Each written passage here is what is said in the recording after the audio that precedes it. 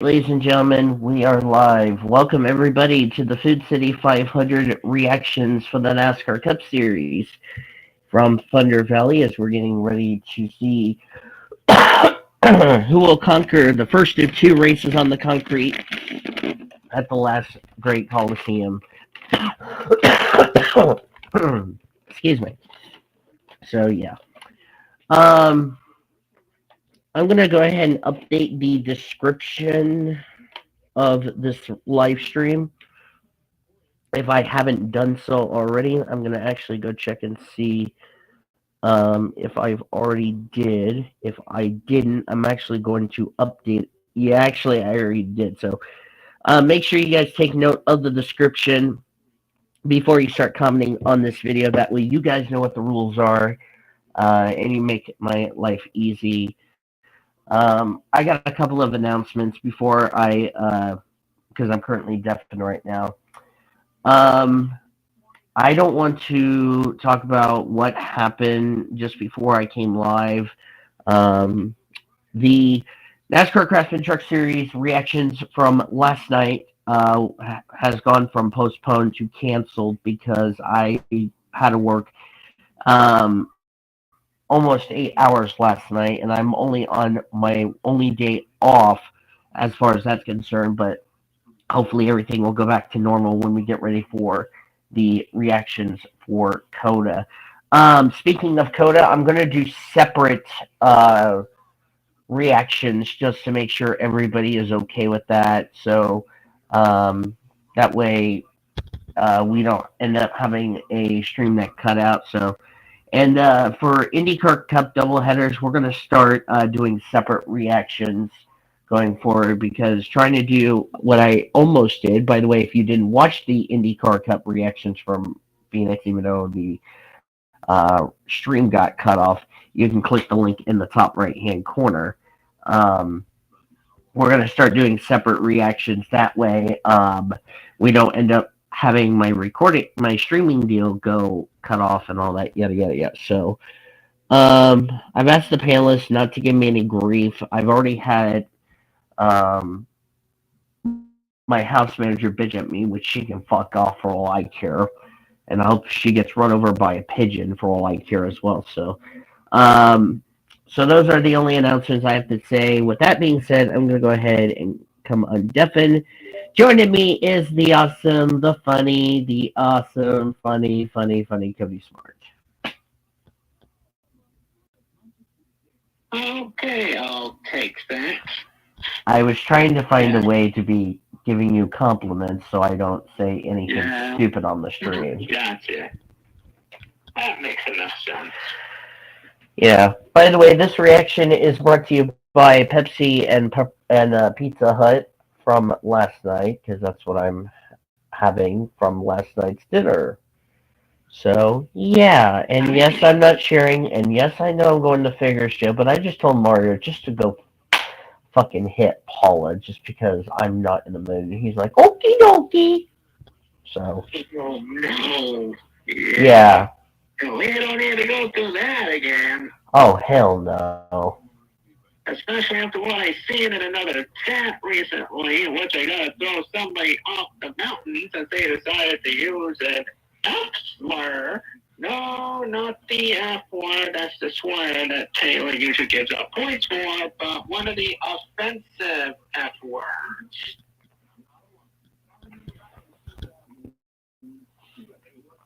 When did we start doing offensive F words? I'm just curious.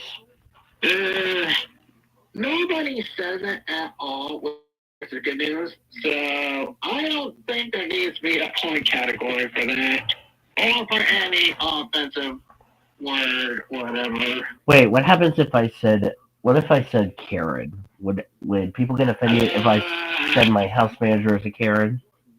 That one's honestly a gray area. Some contexts, some people say it could be, others no. I don't know. That one's honestly a gray area. So you're kind of so what you're saying you're kind of iffy is what you're saying. Yeah, like I said, it's more of a gray area type of thing. Because some people did say that was a slur back in 2021, but I don't know if that's still the consistent case or not. So I'm considering it a gray area type of term here. Sean's right now doing a presser, but he'll be coming soon, so I told him no rush. So, yeah. So, I'm gonna watch the Duracell Next Gen Cup Series late after the after my show tonight. So, yeah. I noticed they have a yellow line back on at Bristol. Did you notice that, Cody? No, I did not until you just told me. Yeah, I just saw that just now. I'm like, okay, so I'm guessing they're going back to what it used to be. Because remember, everybody always flirt with that yellow line. You had to get to the bottom of the track, and I'm gonna tell you all this, and this is just my opinion. I've done a 500 lap race at Bristol on NASCAR Thunder 2002, as well as NASCAR Heat 4. You cannot tell how much hard you have to drive in these corners on both ends of the circuit. And 500 laps here, and Cody, you can agree with me, it's hard on your bodies, it's hard on your neck because you don't even get a break. It's like we're putting 40 cars inside a moving dryer, and all it comes, and then you're missing a sock or an underwear, is what it feels like. I mean, maybe. I mean, we're talking about, nearly 40 cars going around a place where you basically got a car left literally 1,000 times, possibly more than that if we have to go to overtime. But yeah, you do make a very good point since the banking Bristol. It is something you would usually see at either a super speedway or a drafting track, as people like to call it now. But it's a fun short track. I mean, they put some more resin after the truck race last night. So, it's hopefully give these cars a lot more grip so far. But like I said, 500 laps, it's hard on your body. I mean, Wally Dallenbach always talks about it as a driver, is that you could get involved in an incident. I mean, there's no room left to hide, and also we're gonna have feeling, we're gonna have emotions and feelings that need to be checked a lot when we come to Bristol and Martinsville or what's the other one? Richmond. Thank you, producer. Yeah, I mean, you got to keep your emotions in check. I mean, that's the thing. 500 laps here is really the hardest race these drivers are facing. I mean, it's dry. I'm amazed. It's a great crowd for for this the return of the Food City 500, and it's really, and like I said, it's really hard to try to stay focused because, like I said, you're going around here 15 seconds a lap, and it's really a challenging circuit.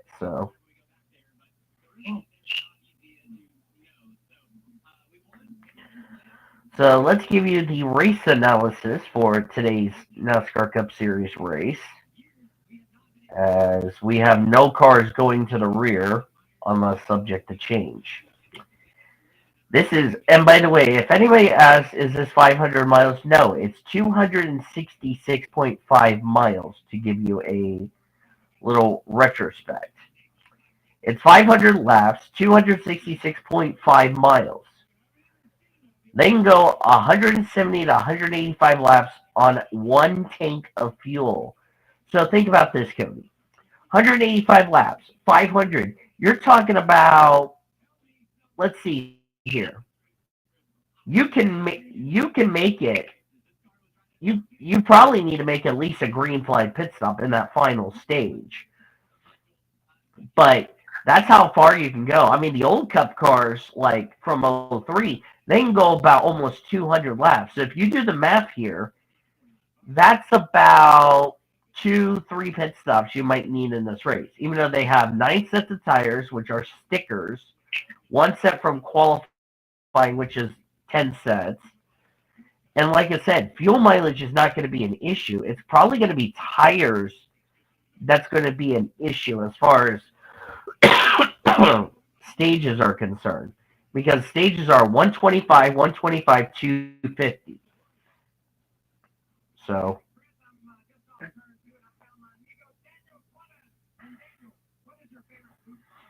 and Trying to gain the train of thought here for a minute. Yeah, I have seen in multiple instances, especially if you go 500 laps, usually something you don't see in trucks or Xfinity, but in Cup you see it more times than many. There's going to be one key factor to the race, and there's only one word for it: Goodyear. mm-hmm. Yes, we all like to blame Goodyear every time one of our drivers DNFs due to a tire being blown, or something similar to it, if I'm going to be honest with you. Don't be surprised if a couple of good drivers crash out specifically because of tires and or Goodyear not getting their crap together, which that's what we saw at Phoenix a couple times last week. Yep.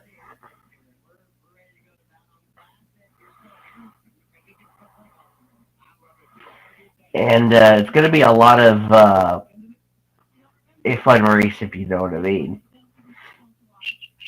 But here's the other thing, Cody. We also should talk about. This is the only track that we go to on the circuit that has two pit roads. So under green, because you have a pit road on the front and the pit road on the back. Under green, you enter on the pit road you're in. Under caution, you enter the pits on the back stretch, come all the way around, and exit the pits on the front straightaway.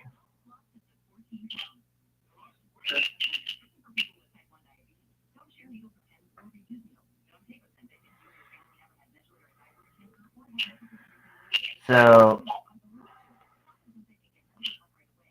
oh, I need to do something in the front of this chat.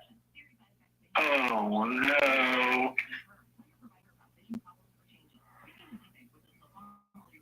Oh, yeah. You saw what happened. Down to the back and all some of Kaylee's drivers. Yeah, you want to hear this? Yes. Kyle Larson, William Byron, and Chase Elliott got booed. That's where I got offended. So they booed Joey LaCombe. Excuse me. So they booed a total of 6 drivers, basically.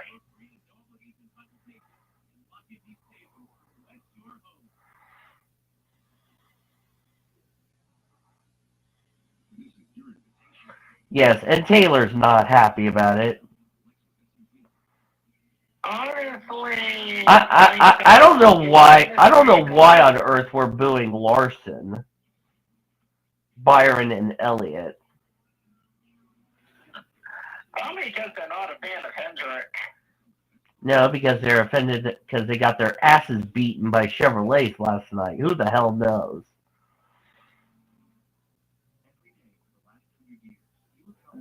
Yeah, that or they almost gave Kyle Busch a new blue it when I took a look at the laps led last night. But Kyle Busch better be freaking lucky he didn't lead another 20 laps.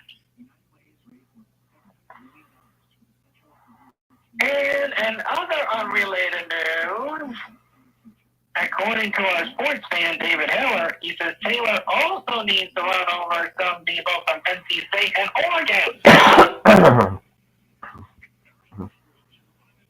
Yeah, that's basically your sports pocket from David Heller.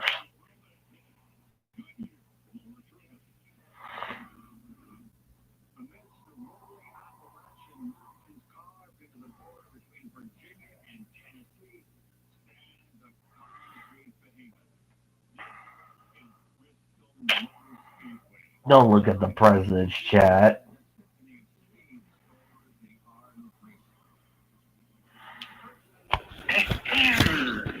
Look at what I just From the context or transcripts of me, not the president's chat. Danny saying, according to NASCAR, smack Danny and Taylor no flags. Taylor then responded to David's message and says, why? And then Danny says, from the NCAA smack Taylor no flags. And David is now about to tell Taylor why he needs to go run over 2 schools, which are probably nearby 2 of Taylor's favorite schools, Purdue and Alabama. No. He rolled. No. I got a funny pun, and I know this is not going to be a good pun. I'm sorry, Taylor, if you're not in this VC. Roll, Boilermakers, roll. Oh, no. That was a combination of Hail Purdue and the Crimson Tide.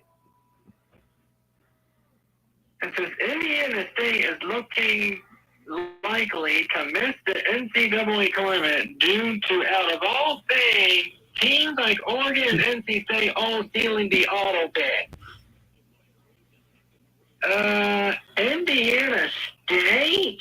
I don't think Taylor is a fan of Indiana State. I can be wrong. He's a Purdue fan. Yeah, not Indiana State. So I don't know. Yeah, if I'm going to be honest with you, Danny, I hope my team gets pinned against USC so we can get revenge A from last technical year. foul has been issued to the NASCAR fans for booing Elliott, Byron, and Larson. They have been ejected from the game. Danny! What? They're doing the prayer! And NASCAR said no prayers. They do prayers every single week before they do the anthem. No, they said they don't do prayers for Taylor's family because they told Taylor he's a bandwagoner dead girl. Huh? That's what happened. Alrighty then.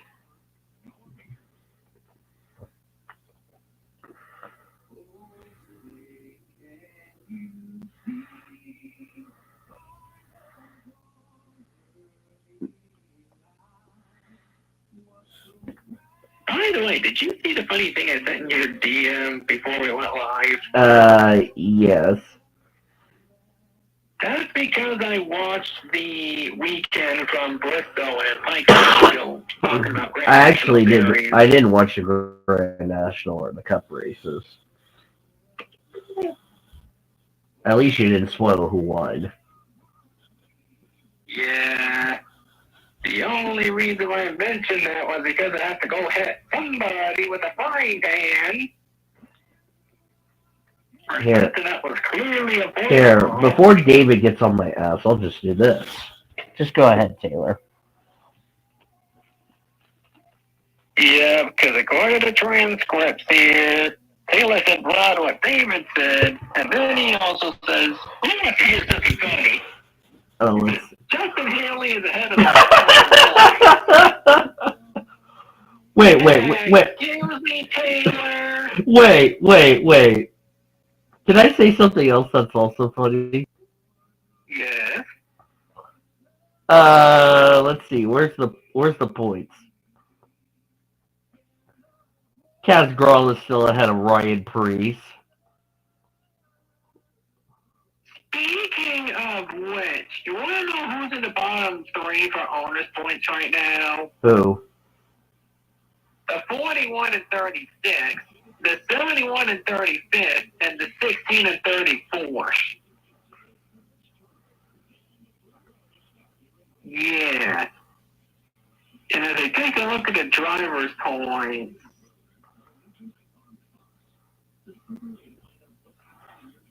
yeah, Joey Logano, why are you 30th in point? Now, if this was the old format way, he would. If he has another bad result, and this was the old format way, he would have been outside the top 30 in points.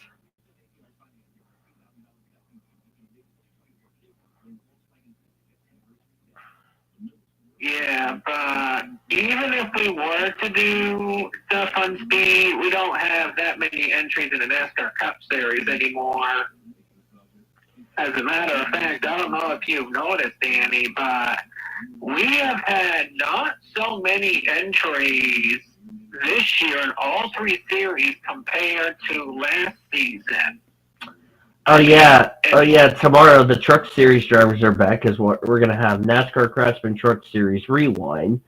Then Wednesday will be NASCAR Cup Series Fast Forward from Bristol, and then we go to Coda, which we'll do it all over again.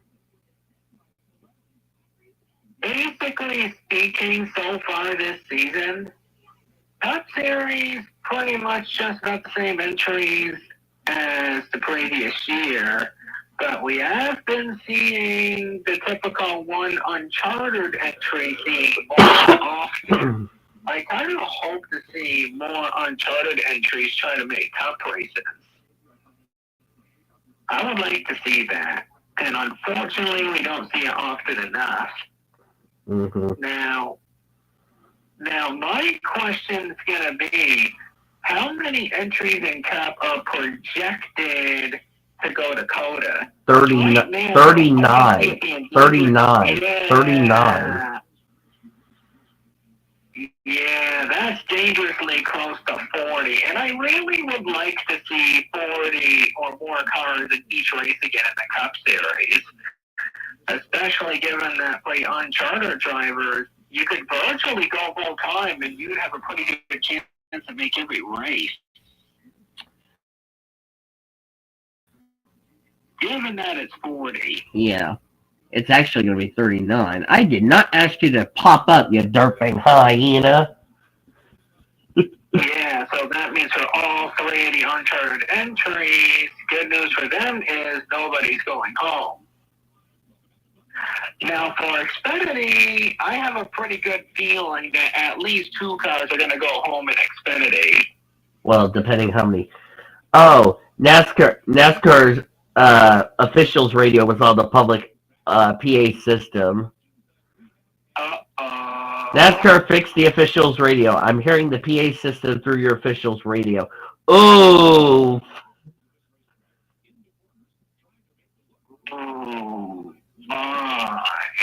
Oof. Yeah, that is not good. Whoever messed around with that is probably going to get slapped with something next week.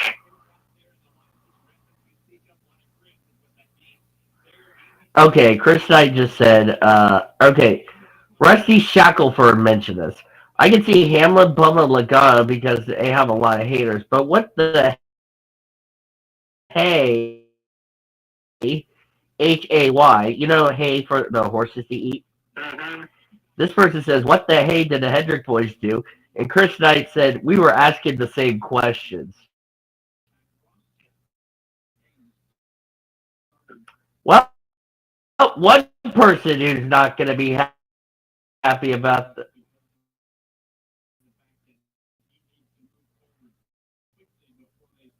Bob is booing the fans right back. Not going to be happy with all those people at Bristol. I'm going to call them the Hendrickies. Basically, worded off from the Swifties we hear about every so often. Now we got the Hendrickies. Hold on, what's the 30? Oh, I need to mention this. Yes. I'm trying to find the 31 team.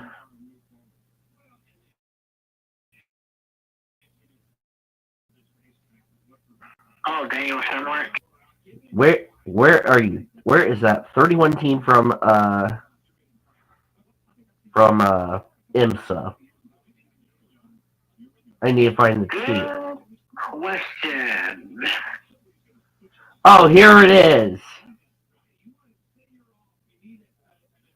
We have our first You Blew It in the in IMSA. And I have a feeling we may have a You Blew It in Formula E.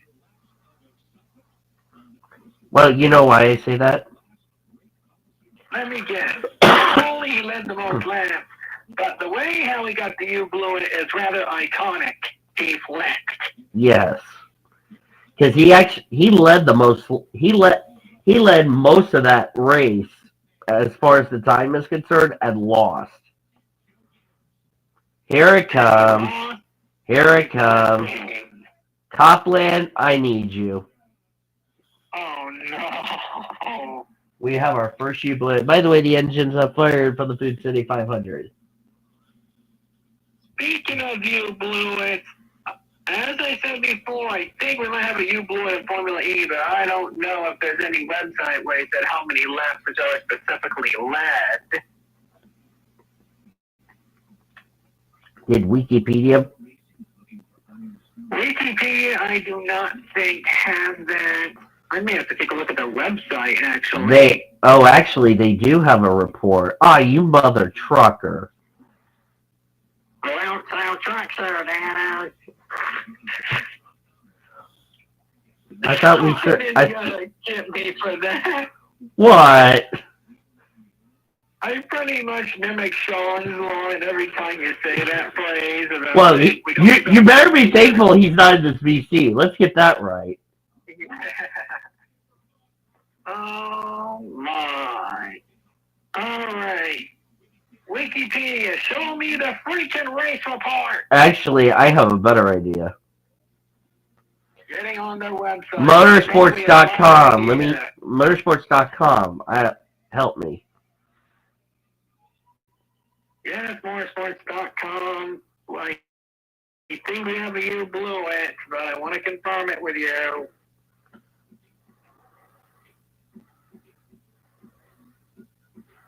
Because I found out that the person who won did it in the last lap pass.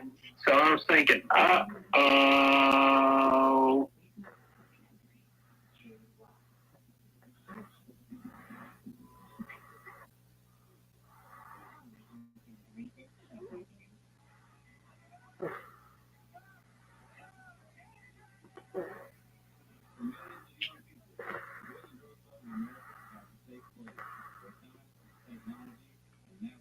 I'm about to throw some behinds off the mountain here. How many laps they led, dang it? There was 34. Yeah, there were 34.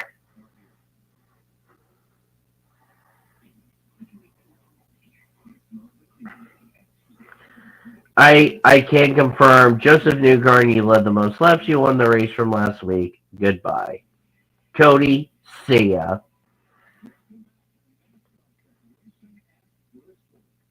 Yeah, why you do that? I can't see laps led for Formula E, which means I gotta go throw some people off a cliff.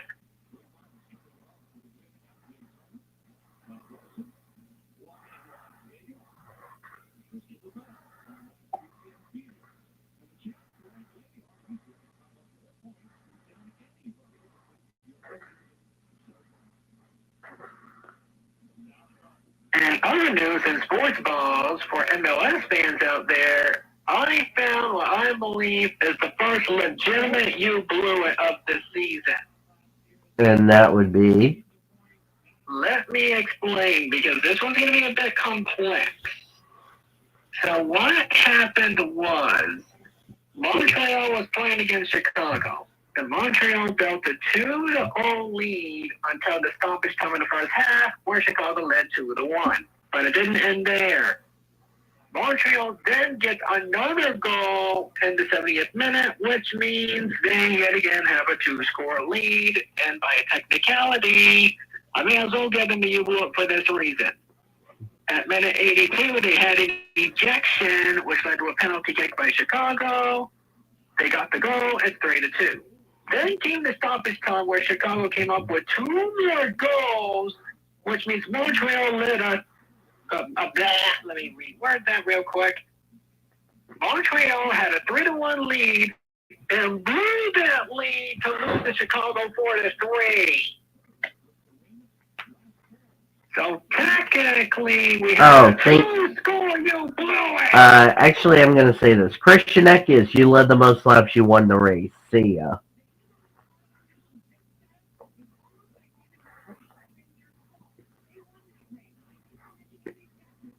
because there was another team who blew a 1 goal lead and kept that goal for 75 minutes before blowing that lead, but that's the honorable mention. So for MLS, all except for one team. Bye. Also, Max Verstappen, you led the most laps. You won the race in Saudi Arabia. See ya. F1, see ya He later. probably led all the laps.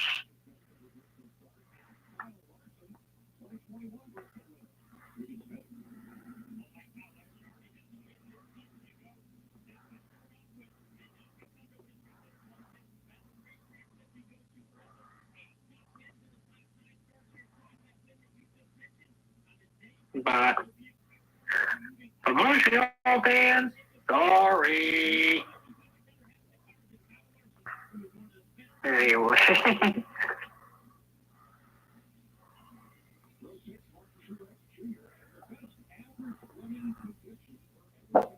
Excuse me.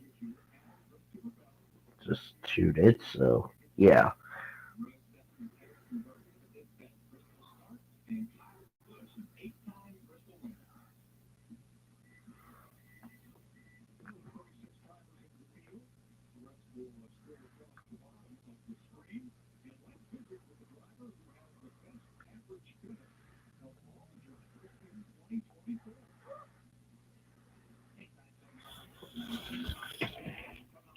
Hi, one person watching the stream as I got something popped up. What?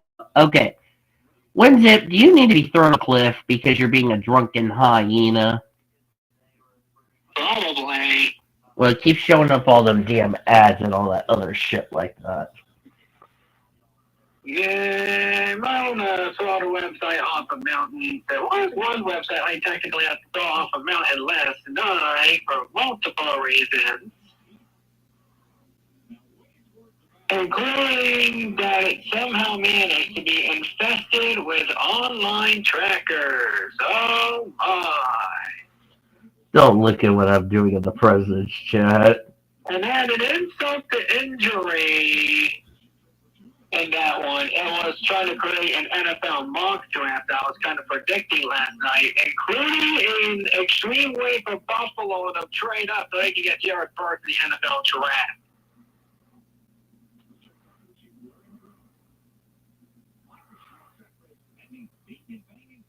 So basically speaking, according to Dini, apparently we had open entries come in the middle of the weekend, and eventually February 41st is Kermit, February 2nd is Elbow, and nobody else.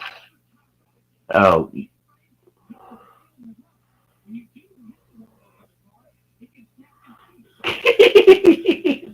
And of course, then 43rd is Elmer, and then 44th is Sonard with his baseball bat.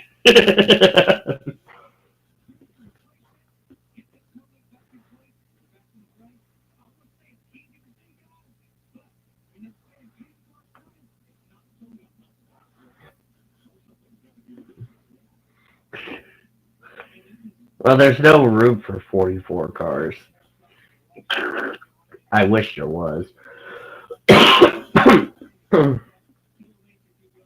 And Sonard decided to play base Cody's head. I'm not going there. You just did. Yep, and Joe's reaction to that was Hey, the sun's out. The sun is up, boys and girls. Oh, nobody did TCB reaction, so I could do this. Next lap.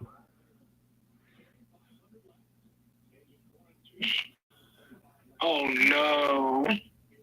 Think Danny's gonna do a Dale Waltrip impression. Well, not really a Dale Waltrip impression, but you see what I mean.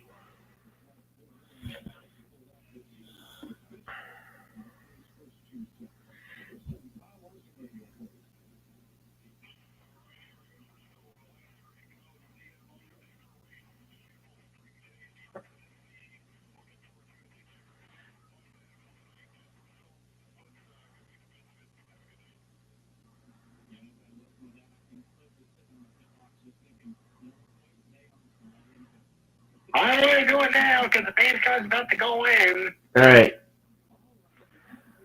All right, boys and girls. Here we are at Bristol Motor Speedway. I promised Cody I want to give him a Coca-Cola. Can I get a good old Let's Drink Coliseum? Yeah! I don't know that play, but I'll allow it.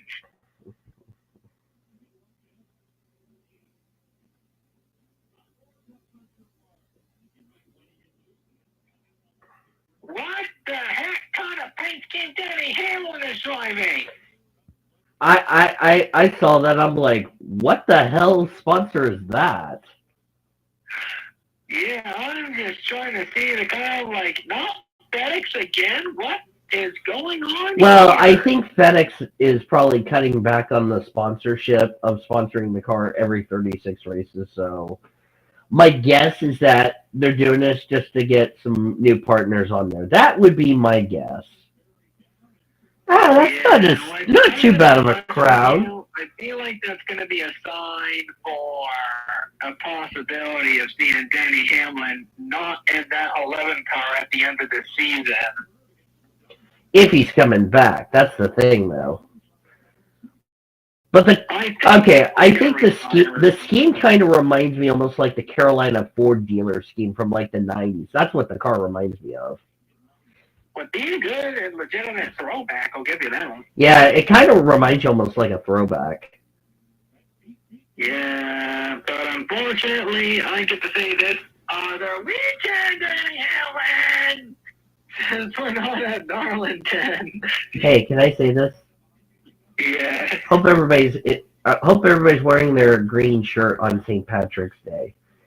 Did you also know on this day in 2003, Todd Bodine, Jamie McMurray had the best finish in an Xfinity race at Darlington? Speaking of Darlington, now that you brought that up. Yeah, I did remember that Darlington used to come so early on the schedule. Well, now it's basically right in the middle of the regular season and in the playoffs. Well, it always used to have been the fifth race of the season back in the day. And it was before Bristol. Honestly, in my opinion, I don't mind Darlington before Bristol, or the other way around. Yeah, I mean, honestly, in my honest opinion, I feel like NASCAR should redo like probably the first 5 or 6 weekends on the schedule. First have Daytona, then skip Atlanta so they can do their NASCAR Goes West again. You know what I think? Phoenix and Sonoma. Yeah, I was actually going to agree with you on that. I really think they need to start having they need to get Sonoma off from like June, because let's be honest, the grass is like yellowish and not, what's the word I'm looking for here? Not. Yeah, I mean, I like it when I would like for Sonoma to have just to run a race where the grass is a lot greener. I mean, it looks nice. I mean, I saw pictures on Brock Beard's YouTube channel, and it looked greener. I'm like, I wish they could run Infineon or Sonoma or Sears Point, if any of you are old schooler. I wish they would just run Sonoma like right after the 500. Well, yeah, right after the 500, because it's a lot warmer. Because you're just going to go down I-5 to go to Las Vegas. I mean, it only will take like an hour, 2 hours, something like that. Yeah, I mean... But to your point, I think it's a good idea to possibly move it. But it's a good idea to go back to your point. Mm-hmm. Yeah, I mean... Yeah, my bad to cut you off there, but, yeah, I do... Oh my goodness, here I go again. Stop it! Anyway, back to what I was saying. the West Coast swing, they need to do that again. Because honestly, having 2 races there at the start of the season, it's just not the same. It was never the same since they got rid of Auto Club this year. Then there was no NASCAR Goes West, because there was never a third race to replace it. So that's why I would say move Vegas and Phoenix up a week, put Sonoma in week 4, Darlington as the 5th race of the year, then go to Atlanta, then Bristol for the 7th race, because I'm going to be honest with you, I don't know if I like the idea of having 2 plate races being back to back. Yeah, I'm kind of agreeing with you because that's a lot of money torn up. As somebody just got up into the wall there. That looked like. That's William. And Denny Hamlin just got a. And I noticed Denny Hamlin just took the lead, but going back to your point, yeah, I kind of agree because that's a lot of money. Oh, Byron got hit by Logano there. But to your point, wow, how did Byron not wreck that car? I don't know. But to go back to your point on the schedule, I kind of agree because that's a lot of money. The teams are trying to fix all the torn up race cars and trucks and all that, and it's really not a great thing to have 2 plate tracks in a row at the very least. I'll just say this: we should have a plate track in February, March, and then April/May. Caution's out, by the way. Talladega. But yeah, I got that caution probably 30 seconds before you did, maybe. At least you didn't spoil it. I'll give you the benefit of the doubt. Yeah, I almost accidentally gave you the William Byron hit the wall thing. Well, here's the thing. We're both. Well, also remember, I was also ahead of Sean, but Sean's not in the VC because he's doing like a press. Yeah, which is good. So that means neither of us go on the list. So basically speaking, what I would like to see is basically, as I said, and I'm only going to go for the early portion and save the entire schedule until much later into the year, or probably whenever we talked about the 2025 schedule. Basically, it should be, as I said, Daytona, Vegas, Phoenix, Sonoma. Then send Darlington back for the 5th race in the season, and I would consider that the throwback weekend. Then Bristol, Atlanta. Then this is where I would take a different direction. Richmond, but they lose their fall day to Auto Club, the short track, apparently. I really thought the Auto Club turning it into a short track is a bad idea. I mean, what's wrong with the 2-mile track? I agree.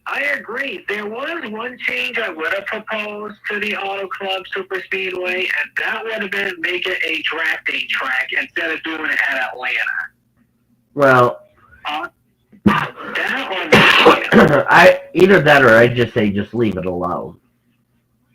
Yeah, because I'm going to be honest, I was not really a big fan of New Atlanta. New Atlanta, I think, is going to become the next Kentucky, where the racing ain't going to be great, but the finishes are the best of the entire decade. I'm with you on that one.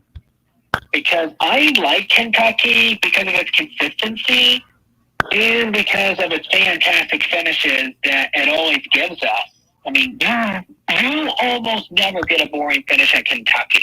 This is how I feel about Atlanta. Here's the other thing I'm also going to add. And if you guys want to chime in on what we're talking about, you can tell us in the YouTube chat if you guys want to. Before I go on.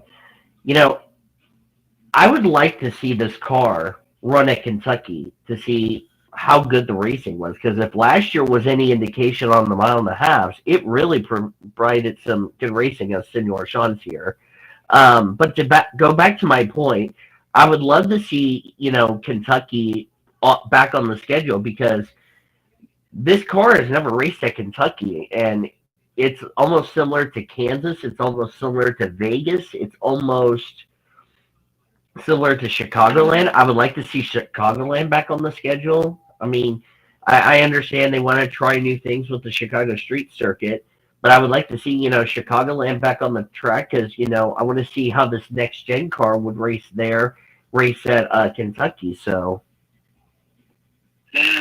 honestly, due to the fans liking the circuit, but the local Chicagoans don't, I think what's going to happen is after this year, they remove the Chicago Street Circuit off the schedule and go to a circuit like, let's say, I'm going to take a gamble and say Nashville, and here's why. The Nashville Street Circuit, almost regardless of how you do the configuration in IndyCar, it was pretty good, but some fans say that they don't like some of its layout. So what I think should happen is they redo the layout to where it's both agreed upon by IndyCar and NASCAR, and then they both do a doubleheader in 2025.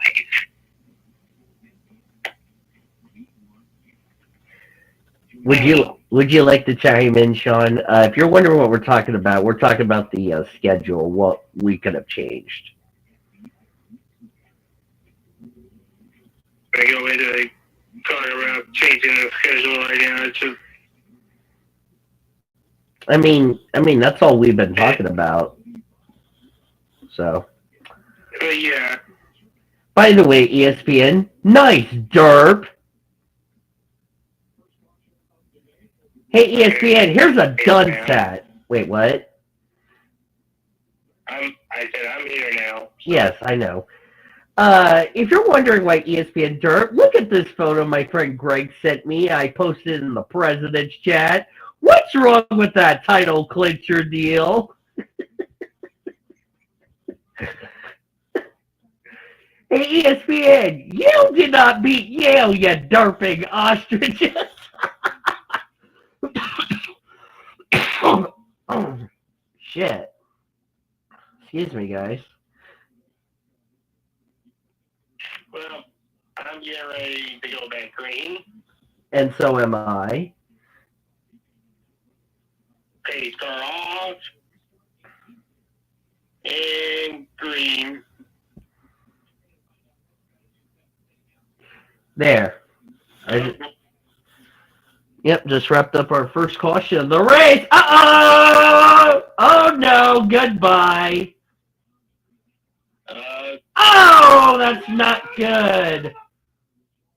We have a Spinoza. Watch out. You. All right, who's in our That looked like the 71. Looked like he hit the 45. Hey, Sean, you wanted carnage? Well, you just got your carnage, mate. Oh, we have more Spinozas. Hey, Sean, do you feel better now? Yeah, we had some carnage and some market breaks. All right, let's see what happened here. The 4 gave him a shot, and then I think the 34 finished him off. And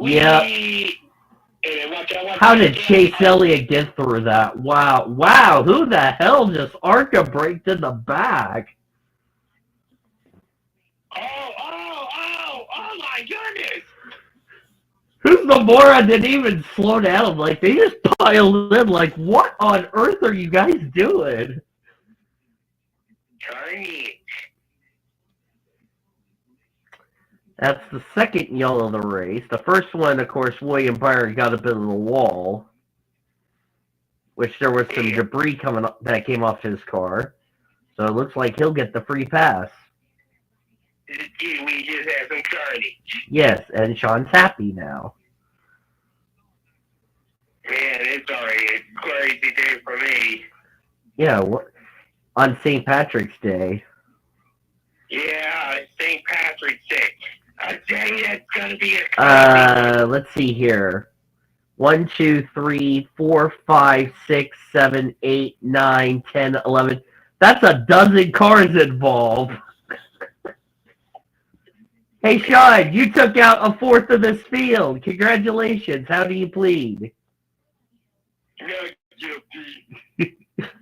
You're satisfied. Well, you're going to be found guilty regardless. Oh! I am not going there. Thank you very much. Wait, you just did, you jerk. You just did. Blue Junior 2024.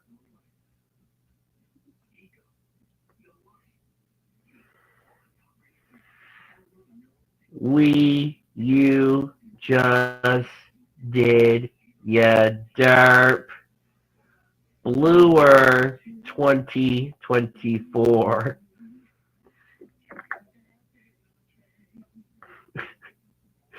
I see all of David's funny quotes.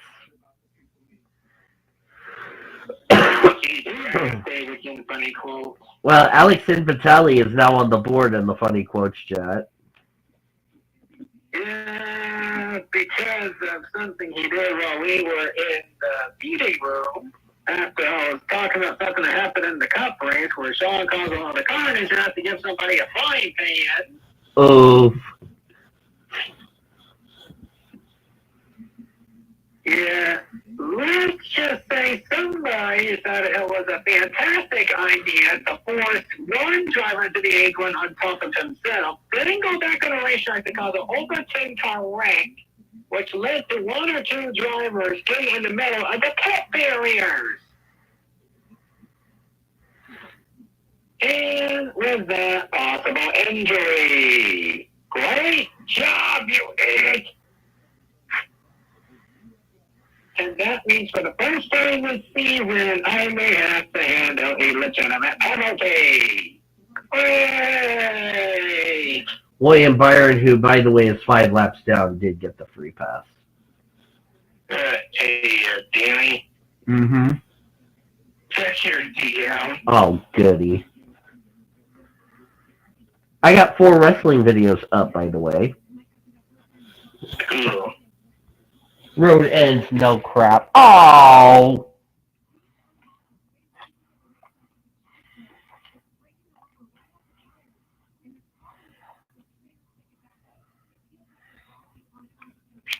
Now your sister said that she has to go back to school tomorrow. Yeah, she's not sad. She's happy? Yeah, because she was stuck here all week. Well, Last week.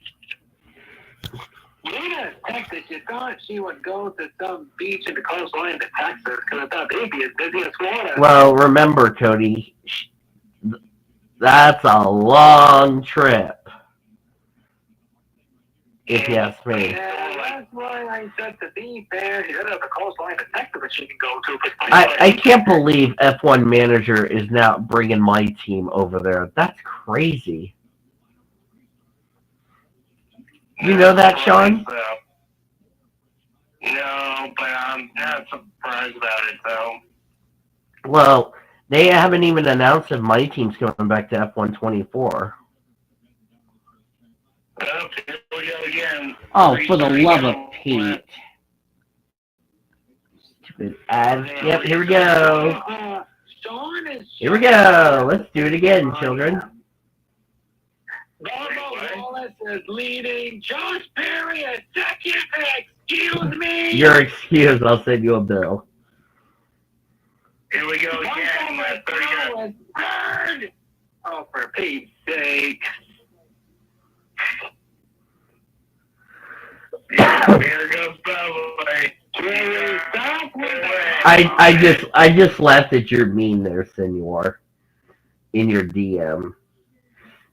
Oh, wait, you want me to post it in the president's chat? Okay. I need also post this in the president's chat. Look at mine in the president's chat. No.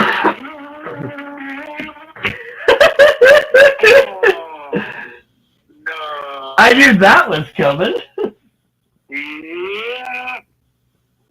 I'm waiting for one of these Okay, Eats long corn on the cob the long way. What? that's I'm fine. doing there. You know, it'd be really, Joe. yeah, it's a funny joke. Yeah. You know, it'd be really, not I just lost my train of thought here. Um, you know, College Game Day, built by the Home Depot for football, they always do that signs too. So it's like, there you go. And that makes sense if you watch college football. Speaking of college, I can't wait to see who my team gets to lose to in March. It's in a few days. Arkansas. Oh, I swear, if we have to go against the dead Boilermakers or the dead Golden Eagles or the dead Boilermakers again. No, I said Arkansas, you darp. That's what I said when the dead Razorback said dark. You didn't say that the first time. For the love of evil, man. Open your ears.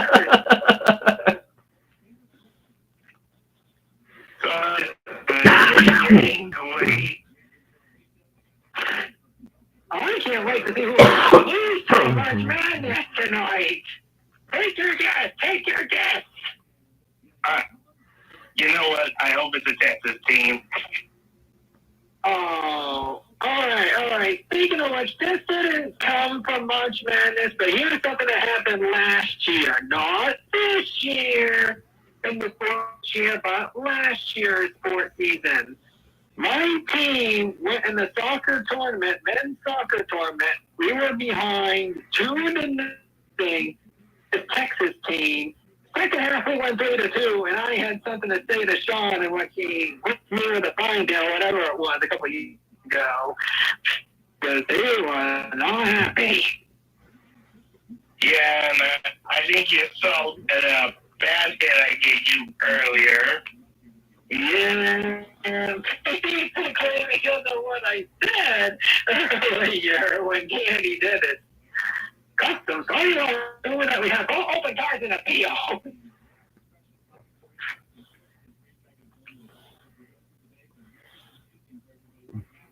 And Tiger is still leading. Well, he just regained the lead a bit ago. Then it's second. Dead Taylor in third, also known as Ryan.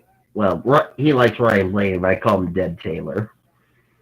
Oh, for Pete's sake. Well, this is what happens when Zachary Taylor uses the St. Louis Dead Girl strategy. Wasn't that the Chicago Cubs strategy? It's the Dead Cubs. Looks like I was right.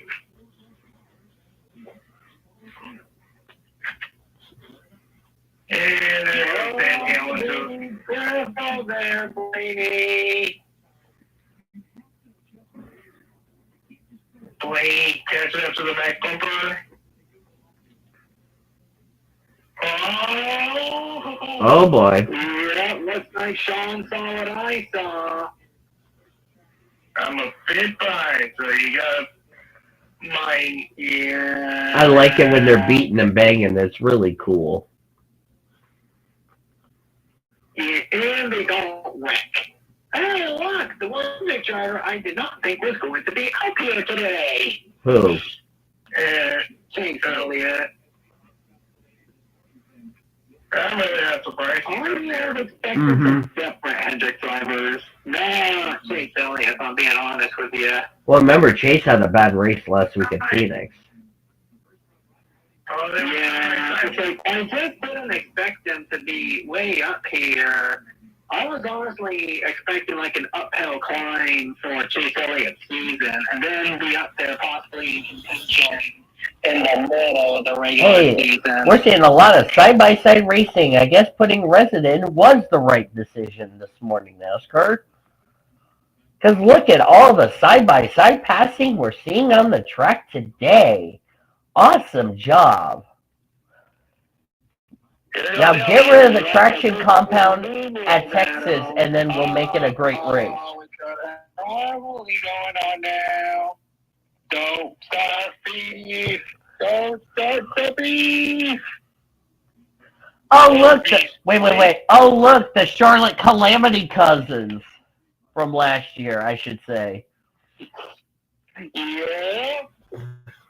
Side by side, going for the lead is Elliott. And there goes the fans. Well, and he's got it. Yep, good job, Chase. So far, a lot of... Ooh, that was a bit tight between Hamlin and Blaney there. Oh, we got contact, Daryl. And I'm off to full screen commercial. Yay! All right. And Sean's also going to be happy about the first commercial that I'm seeing on the TV. Our other caution is the first commercial I see. Ford. Hey, Ford! And the word to Sean, we don't sell trucks here!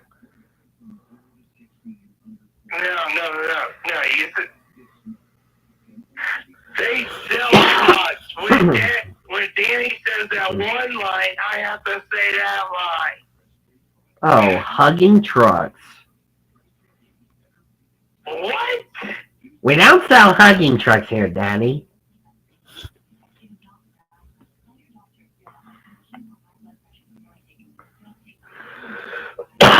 Man, Danny, if you weren't wearing a green shirt, didn't you?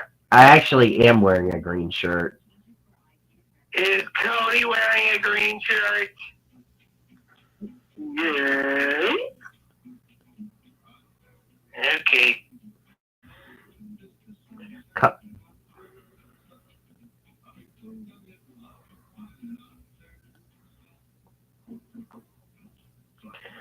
Electrical problem. Chase. Oh, we got a yellow. They waited until we went to commercial. Yeah, we got a yellow.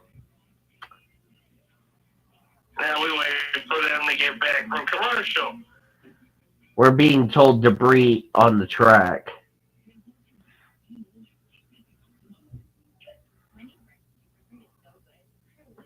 We'll wait till we get back there.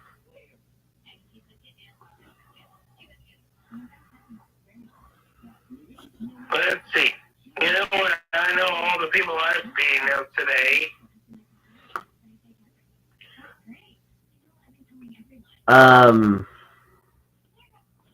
Let's see. Who am I being out today in the president's chat? Not me. Let's see. Taylor. So actually, Taylor touched 2. And Cody. And I also got David. So that means that leaves me the odd one out. Oh, wait.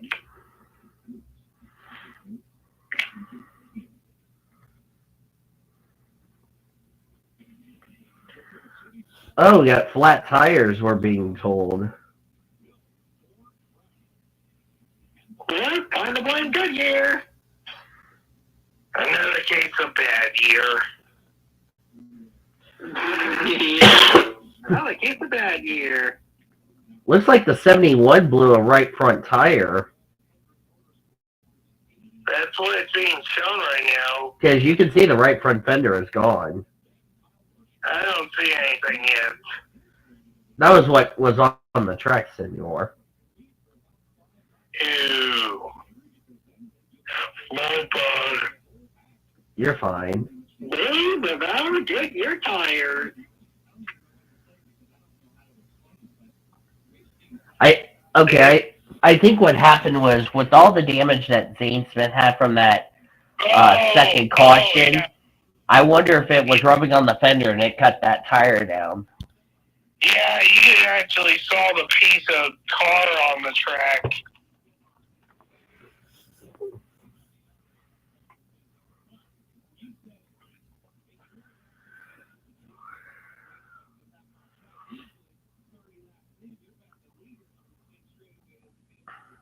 And all of a sudden, Kyle Busch somehow has the lead. I think it's because they had a pit stop and Kyle Busch didn't go in. Yep.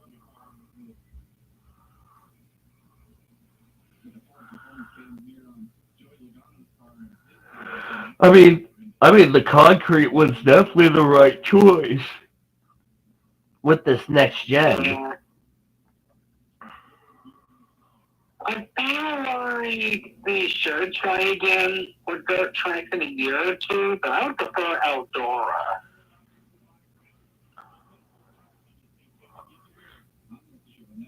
I really want to see dirt racing in NASCAR again. Just do it at Eldora.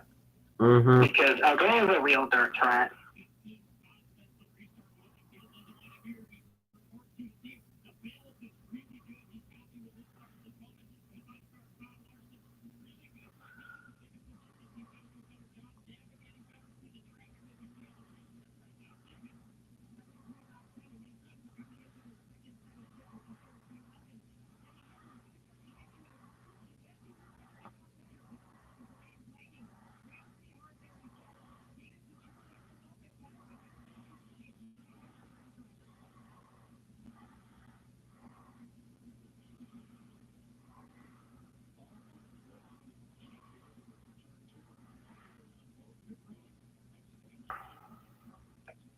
Oh, Bush. Uh-oh.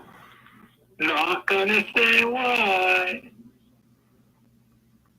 Oh, wait. Now we actually have pit stop, so I guess Kyle Busch took the lead. I don't think so. He somehow took the lead. He somehow did. He wasn't near the top five when we entered the commercial. Keselowski was ahead of him. I guess he got past them all. Yep. Oh yeah, today is Selection Sunday. We're in the wrong country. It ain't this one. I do need to point out that women's basketball is about to be done for today. Well, here's the thing now. There's only 4 games. But we're not going to know the women's stuff until tonight. Yeah. Men's, on the other hand, we'll find out starting at 5. You know what's really dumb now that we're bringing up the men's situation? Yeah. There's a team who I need to tell them to step freaking forward. And that would be, if I can find that team, if that stupid ad could go away. Long Beach State. Here. They want to fire their head coach at the end of the year, and they end up winning the conference championship. If you know what I mean.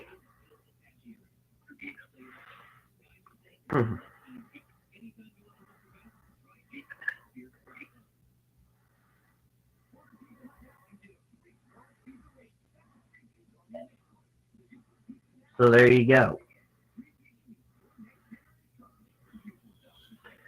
Joseph Strigley brought up this one. There have been more lead changes in the 72 laps of this race than the entire 500-lap race at Bristol last fall, which was an elimination race. Well, that says something. Yep. You didn't see that one coming now, did you? Yeah, but guess what I get to say? Hey, NASCAR, you bleeped up last fall. Now you're redeeming yourself.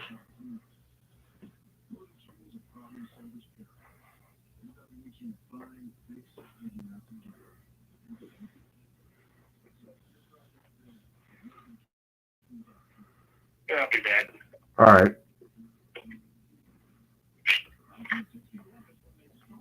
Michael McDowell, too many crew members over the wall. Taylor the longest line for him.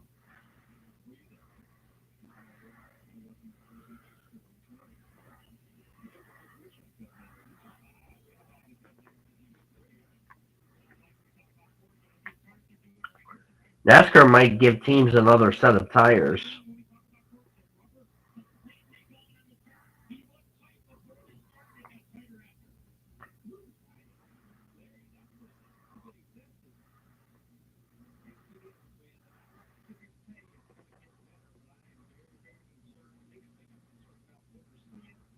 All right, I have to go eat. I'll be back. All right.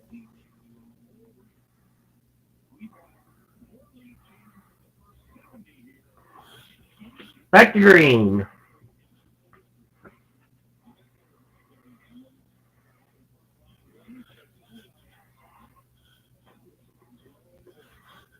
So far, a pretty interesting race. I'll give it pretty. I'll give it. This is going to be probably going higher on my rating scale.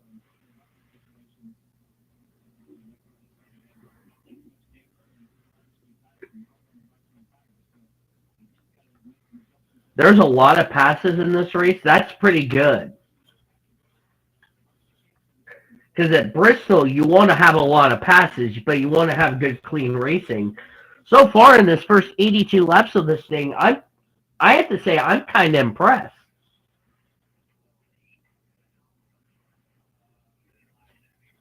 It's like Elliott had a voltage issue.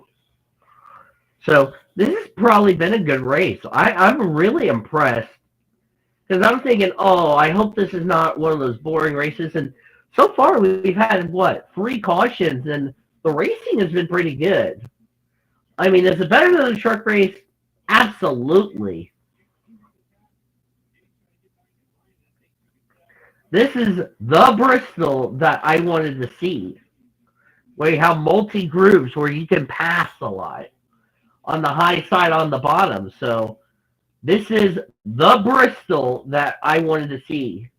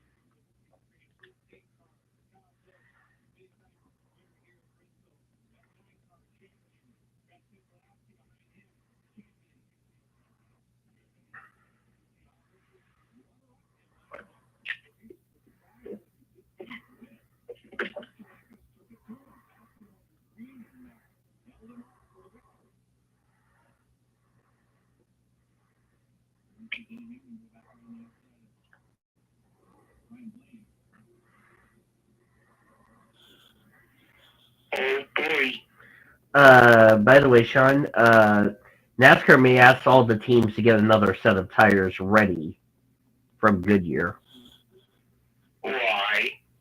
Because if we're having tire problems this early in the race, because they're trying to get a lot of rubber on the track, and it's going to take a while. So they may ask the teams get another set of tires just to be ready if we continue having tire problems. That might be a smart idea here. Yeah, get another tire. Then you have 11 sets instead of 10. It might be the safer option there. Yeah. As we always have had 15 lead changes. Yeah, this is a lot better than what we saw in the fall race last year. The track record is 40, which was set back in the spring of 1991. Yep. I mean, there's a lot of passes. I mean, a lot of drivers are getting a lot of passes. And by the way, this is the intermediate package I'd like to point out. So That tells you the package is working. Yeah, when you're having passes here, left, right, and center. Oh, this is going to be good on my rating scale. Not even through stage one. Yeah, we're not even through stage one. We are already having a lot more passes than what we had in the fall race last fall. I'm really excited about the night race at Bristol come this fall because if we're seeing a lot of passes like what we're seeing today, boy, I bet you the fall race when we come back here for the first elimination where 4 drivers get eliminated, oh boy, that's going to make things even more exciting. I'm really stoked for the elimination race. Well, they just went to side-by-side action, but as they do that, we continue on.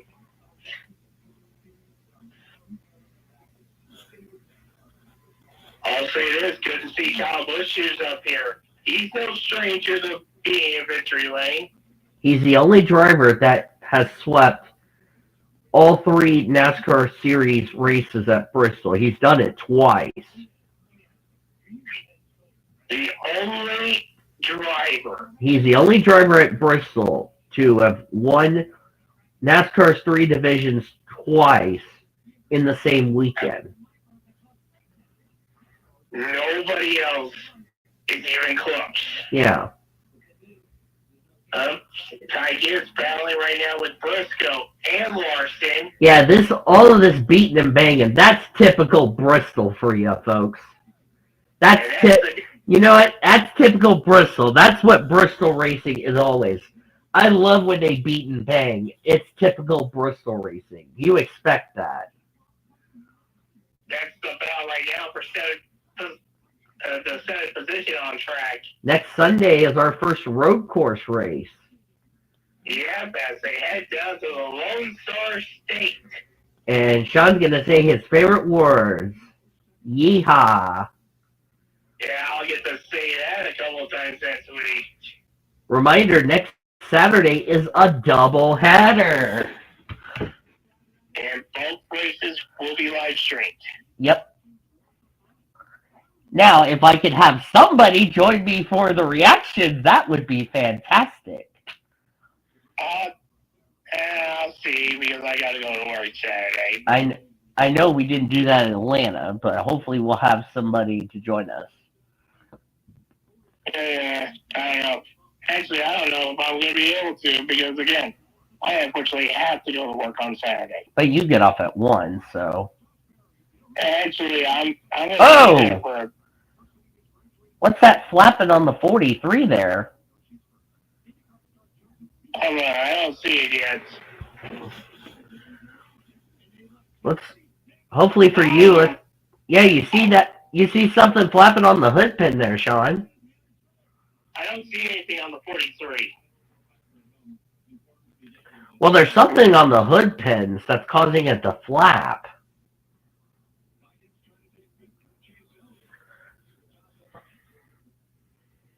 I don't see the 43. Now I do. Yeah, there's like something on there flapping. Okay, yeah, that's kind of weird.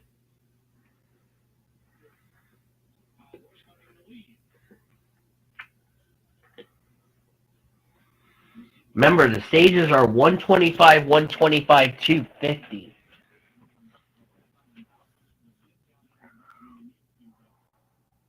Jones trying to use the outside line. That's right up for 13th.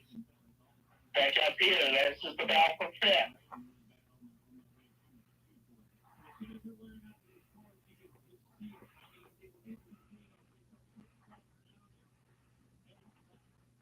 Oh, something happened to Barry. I'm not sure what happened. Here's the battle for the lead.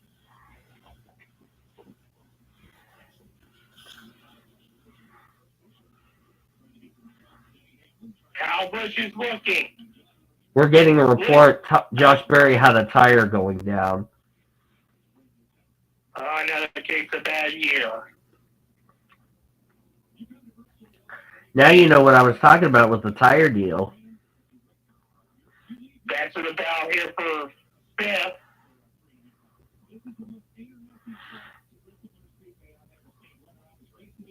St. Patrick's Day. So you have Chris Larson going for sixth. He clears. Now he wants fifth. Calvish has the fastest car right now. Mm-hmm. He just can't get past Hamlin. Mm-hmm. Busher actually has the second fastest time. Uh-oh. I only said uh-oh. I didn't spoil it, Sean.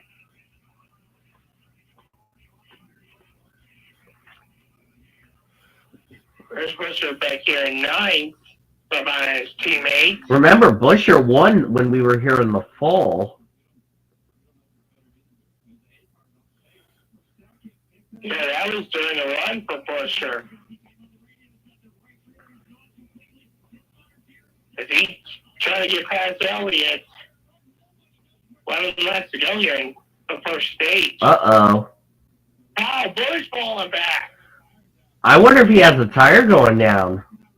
Oh, watch out, Billy!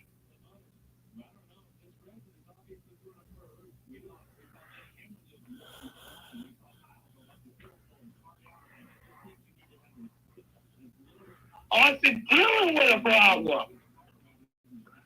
I wonder if Kyle Busch has got a tire going down or something, because he's dropping back like a damn rock.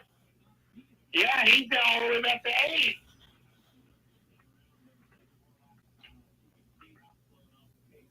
Make it 9.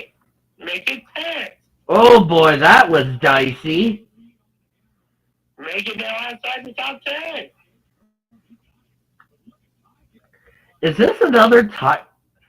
I'm starting to wonder if it's because of we just don't have enough rubber on the track. But it's not good right now. This is bad, actually. Oh, Kyle Busch, be careful here. Oh, this is getting really dicey, folks. Oh, yeah, I think Kyle Busch has a tire. Yeah, I think, yeah, because the way he was dropping back through the running order, it's got it. There would be no other reason why you're dropping back unless you're wicked loose. Byron, what are you doing? I think he is. Well, remember, they had to fix the toe link on the right rear of his Exalta Chevrolet. Then why are you still going? He's trying to get points. Ty gets up to the lead. Boy, this is chaos you didn't expect. And we only have 375 laps of this race to go, may I add. Way to go here. Uh-oh, we got problems. I didn't spoil it, Sean. I didn't spoil. What are you doing? What are you doing? Oh my God, we got a car driver. Reverse! Reverse! Reverse! Reverse! Reverse!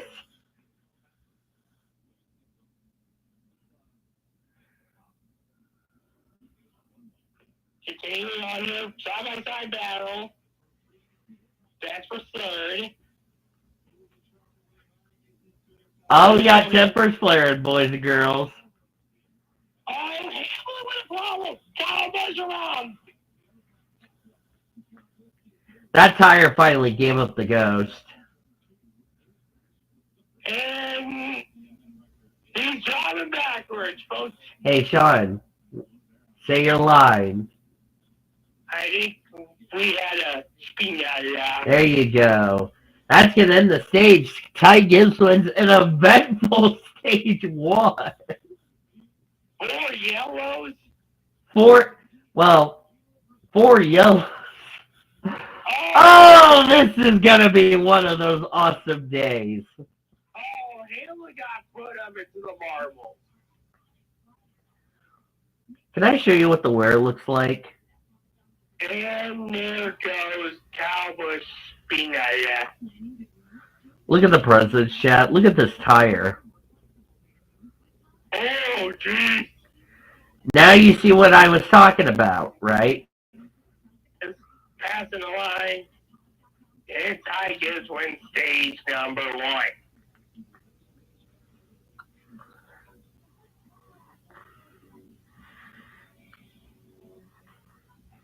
Look at that tire just shredded apart. Another case of bad year. I don't know what team that was from. I think that might be Colleague. I just got that from Facebook, by the way.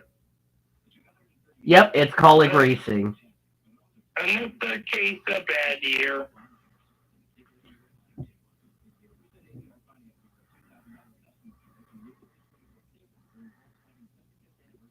Oh, you had to say that, Cody. The days of our Goodyear tires. Hey, another case of bad year.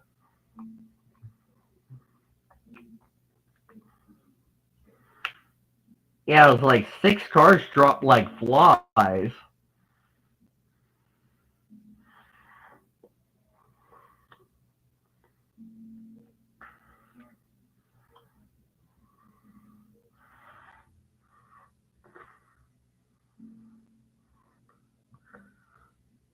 I got a dumb question.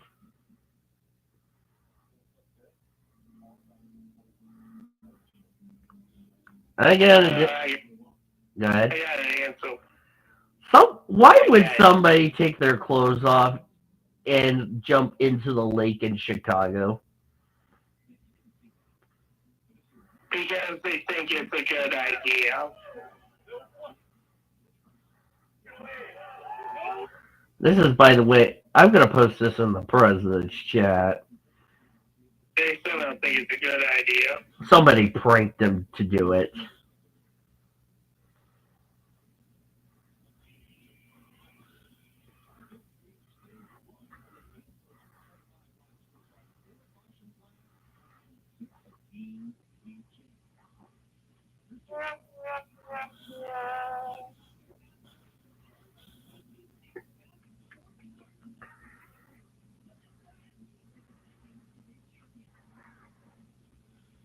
Good night.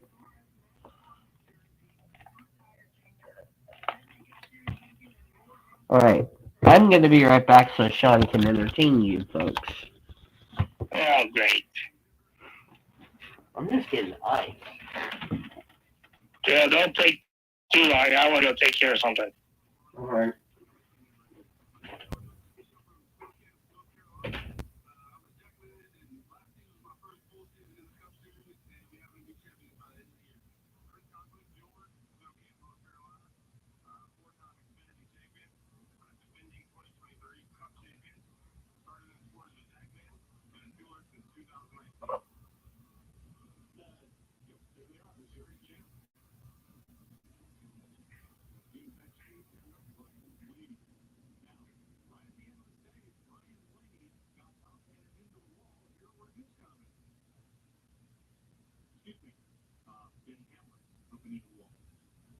Well, they show the pit crew members of the 12.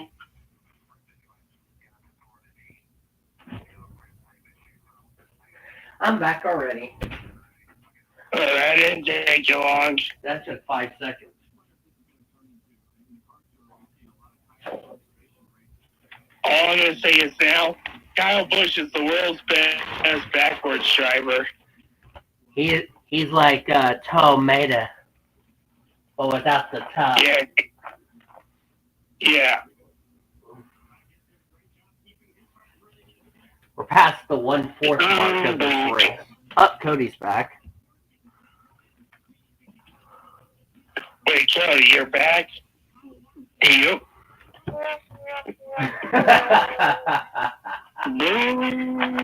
Bad down the back. Bad. St. Patrick's Day. Cody, I got a dumb question. I got a dumb answer. Why would somebody jump into the Chicago River with only underwear on? I posted in the president's chat if you don't believe me.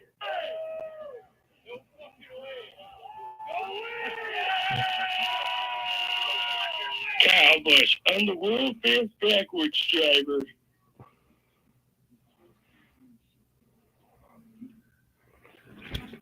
This is Bristol, baby.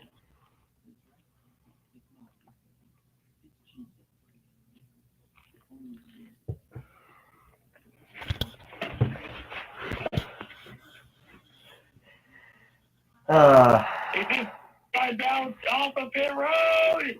It's Larson. that big yellow truck is good.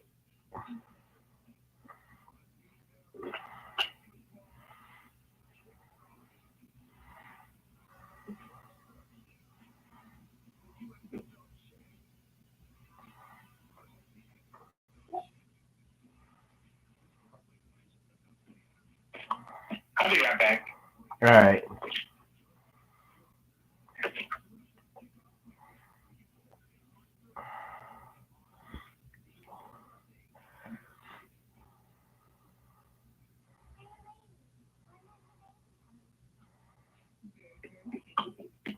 That's insane seeing that tire come off.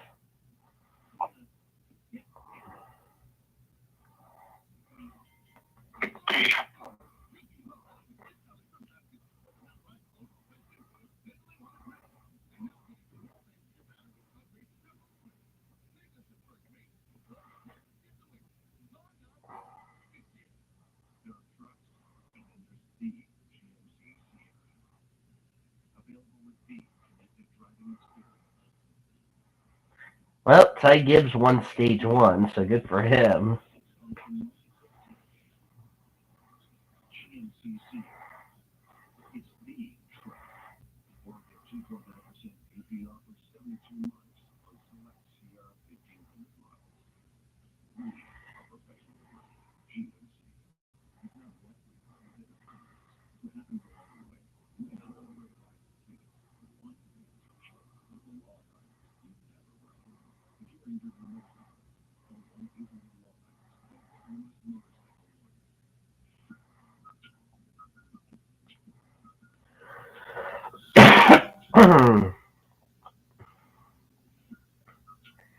Yeah, this could be bad.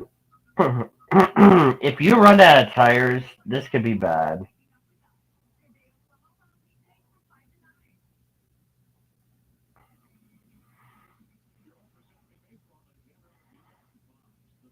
Oh, the 8 and the 10 got a penalty.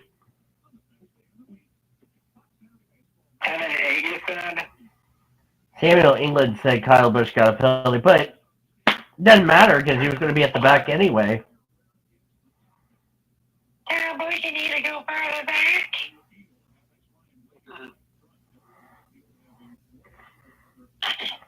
The 8 was going to be at the back anyway, so what difference is it? Holy cow! That tire! Holy cow!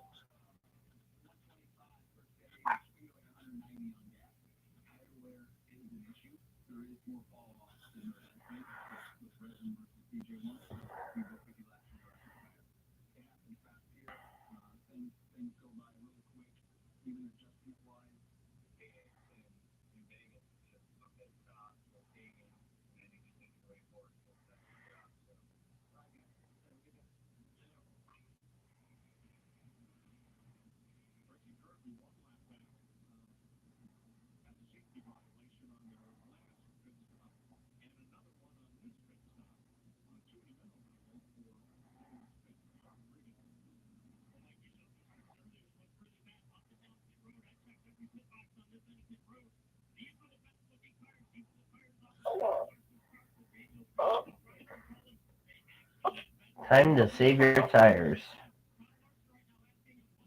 This is kind of the old Bristol we're used to seeing where they had to conserve your tires.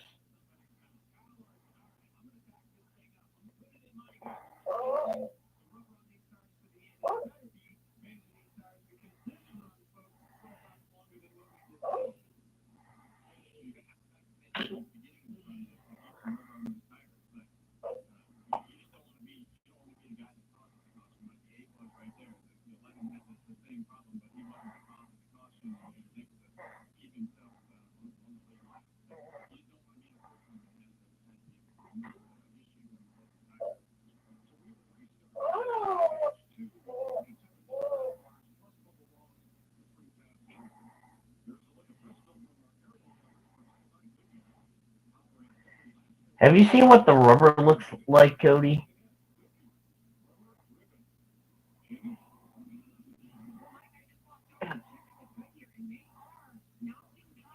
Oh, what was that? It's not even taking rubber, and I'm not making this shit up.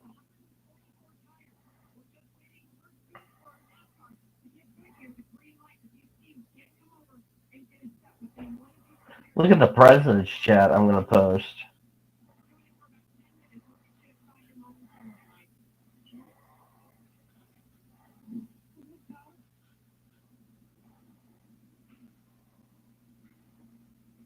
Yeah, look at the president's chat.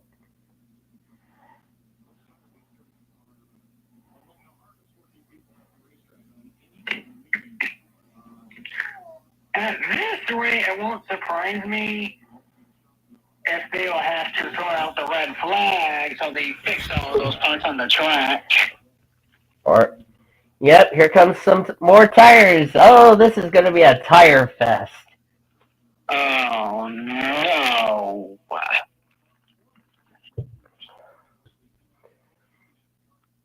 Well, it's going to take a while for the rubber to build in. Probably it'll start getting better.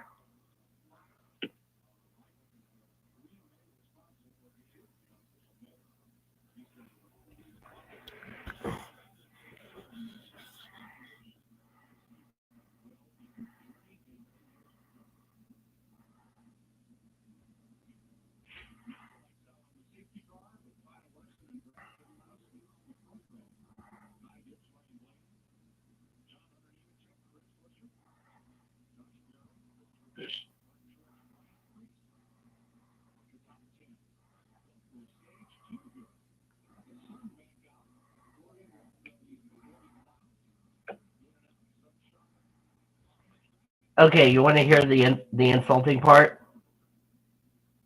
Yeah. Most teams have 5 sets of tires. Here's the insulting part. We only have 366 laps of this race to go. Oh, no. That's going to be terrifying. John Hunter Nemechek, how do you somehow manage to have that good of a racer? I don't know. Yeah, because now I get to ask a very stupid question at a 42. And then I get to answer a very stupid question that you asked, Cody.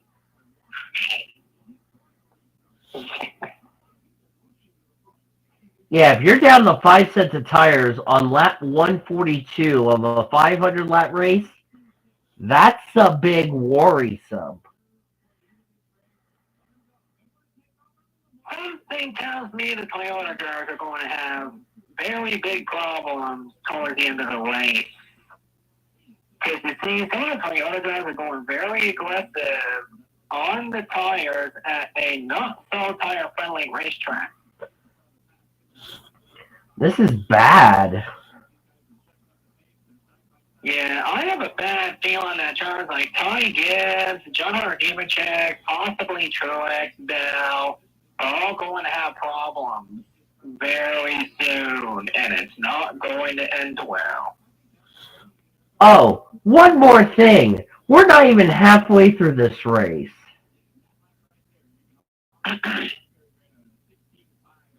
Yeah, this is not a good sign. This could be problems.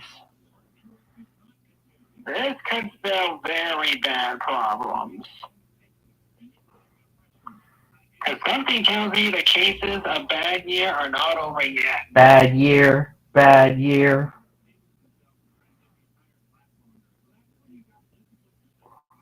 And here comes Kyle freaking Larson. Oh, no. Something tells me we're going to have a wreck in the next 10 laps. Yippers.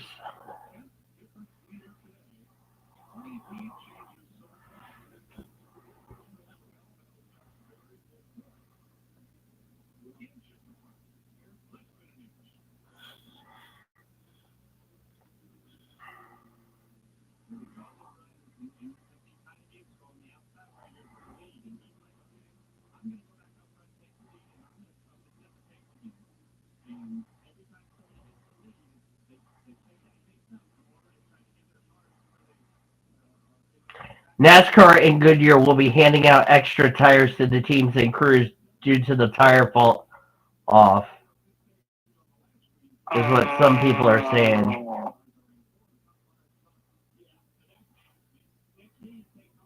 that does make enough sense. Look at Hamlin's tires. I'm going to post this in the president's chat.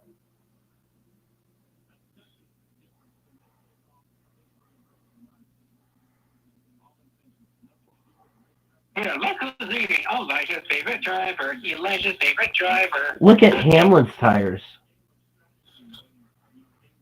Oink, oink, oink. And that's an understatement. This is bad.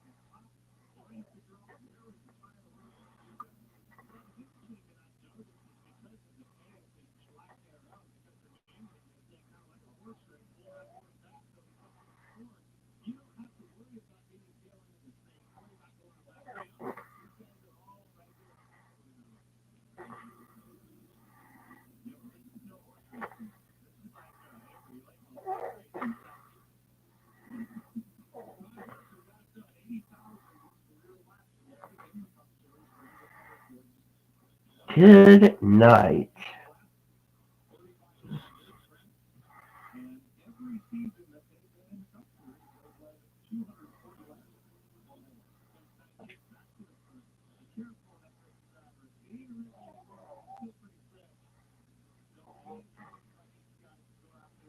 I wouldn't be trying to pass drivers if I were you, those in the front.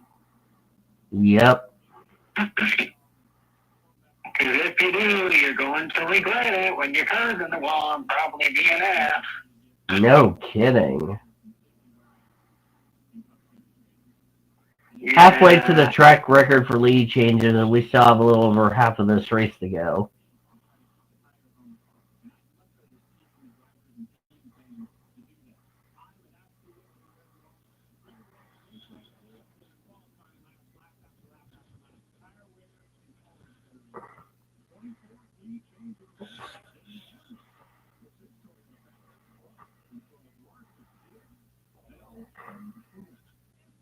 Turn words into images with AI.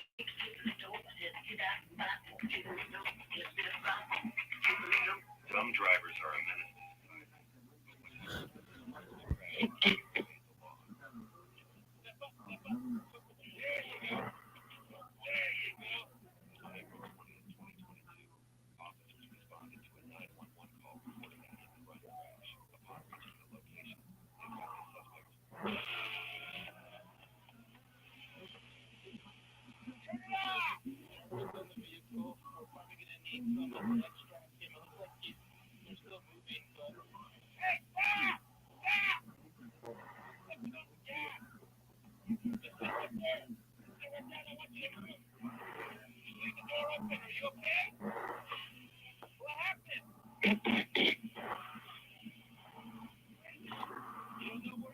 Alrighty then.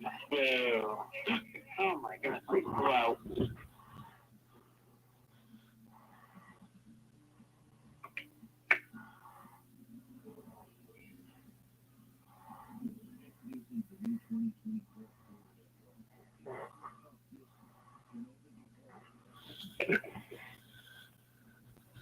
Good grief, this race.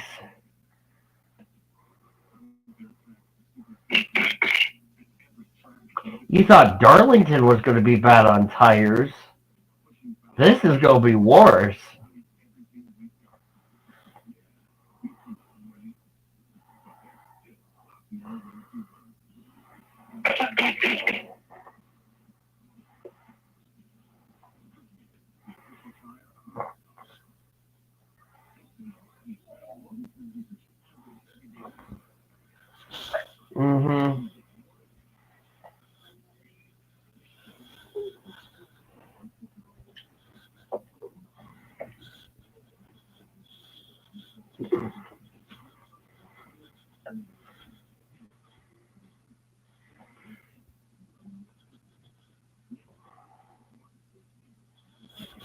I can't imagine what would happen at Martinsville with tires. Same with Richmond.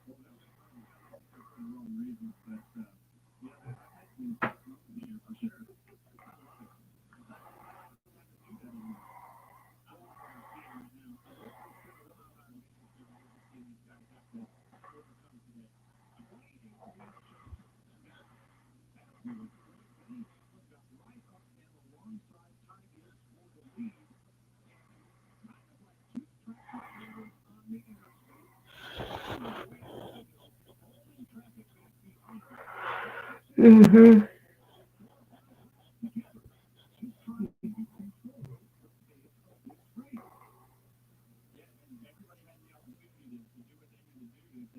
Uh-oh.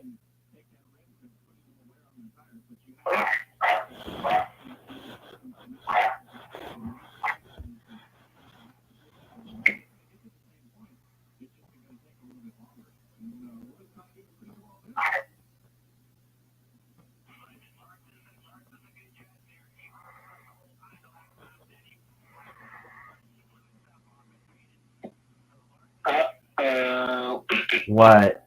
We have problems, so I'm not going to say who. And there is the caution. Oh! Ricky Fathouse Jr. has fatted the wall. Cody. Excuse me, Danny, what was that? I said that because he was driving a food-sponsored car this week. Yep. Hot dog related sponsor. Yep. He fatted. That's what. Ready for baseball. And got ready for Denver Saturday to be used all season. Oh my God, he's shaking. Look at that head move, children. David Heller said in line the president's chat. Said, both Sean and Mario are about to really go Italian on me. Wait a minute. I could just say both Sean and Mario is to really go Italian on you, huh? I'm gonna go quote that in the I'm gonna go quote that. You go ahead and say that, Danny. Go ahead and put it in the coach chat. Wait, and both Sean and Mario? And both. Okay, so that's what he said. Oh, Sean's back. Oh! Oh, we got contact, Daryl. That's Sean's dog, if you're wondering. Oh! Dog, and eventually his shark. Oh, you had to say that! Gertie! Darky. Darky, darky, darky, darky, darky, darky, darky, darky, darky, darky. Darky. Oh, I am not going there. You just did, you derping hyena. Shut the front door. It's already closed. Shut the back door. We don't have one. Taylor Jr. has one. Hey, Taylor Jr., shut the back door.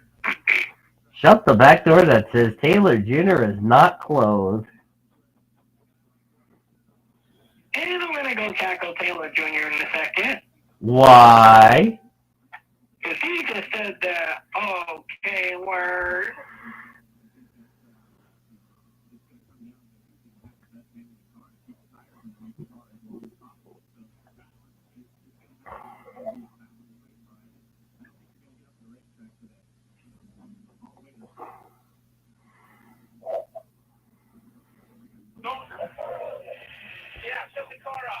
Just sit there. Just we got Nick coming to try to get you out.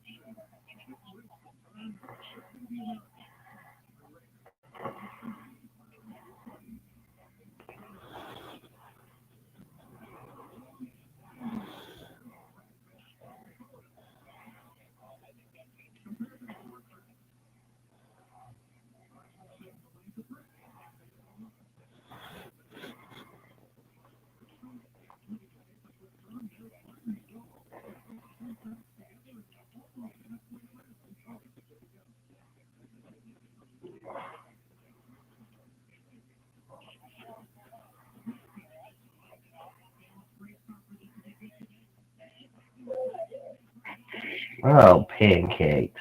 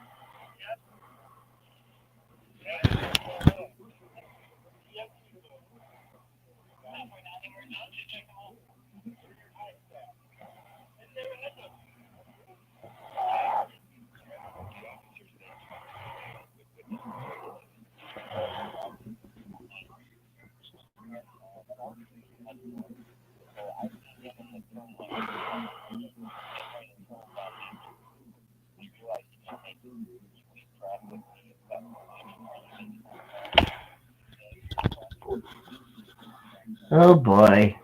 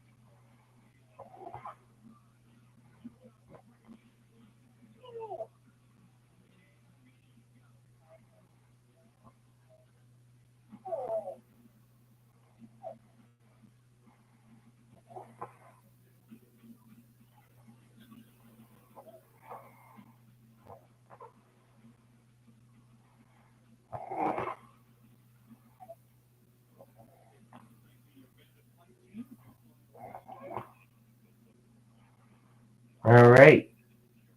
We have a train soon.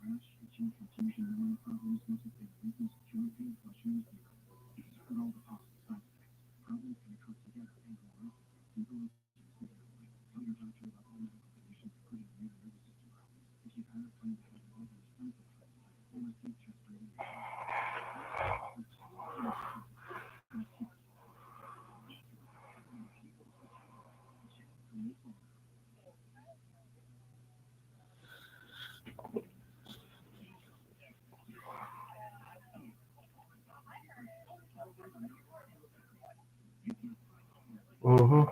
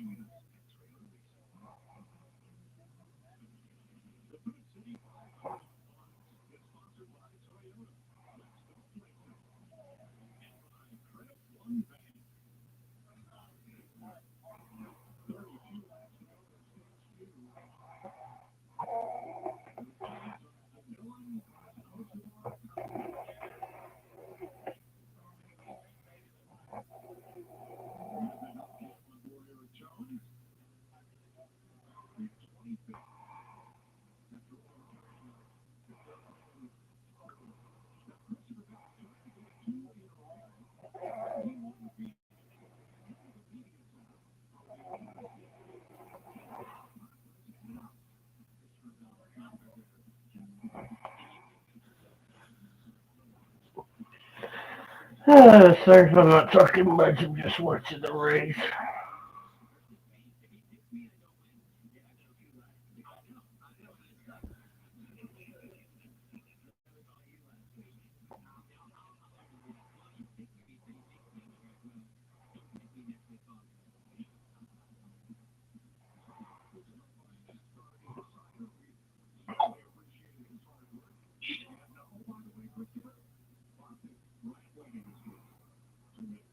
Almost halfway.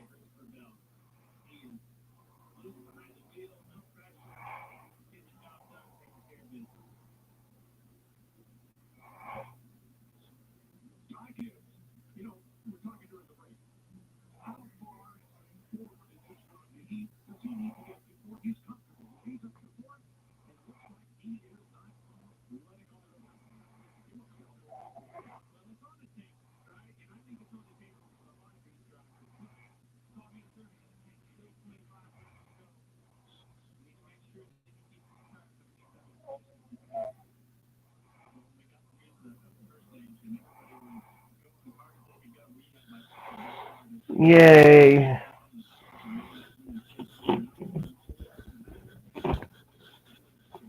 Zane Smith's gone to the garage. And I guess Dane Smith is not going to be done. Uh-oh. Caution's out. It's about to get worse.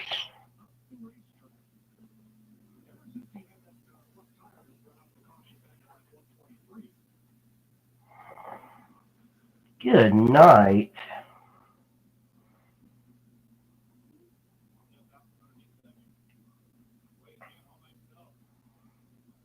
Yep.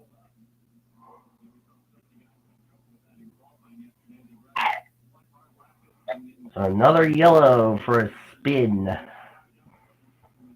And it's once again Kyle Busch.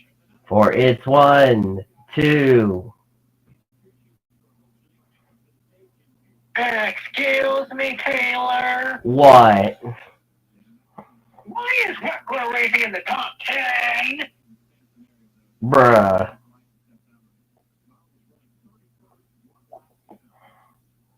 Probably working with the imposters. Among in real life, in real life, Hold on, I gotta do this to somebody. Oh no! Sorry, David, you had to say something about that. Gotta say something about a press conference and there goes the steel chair. What did I do to deserve this, says Dejan Weeks.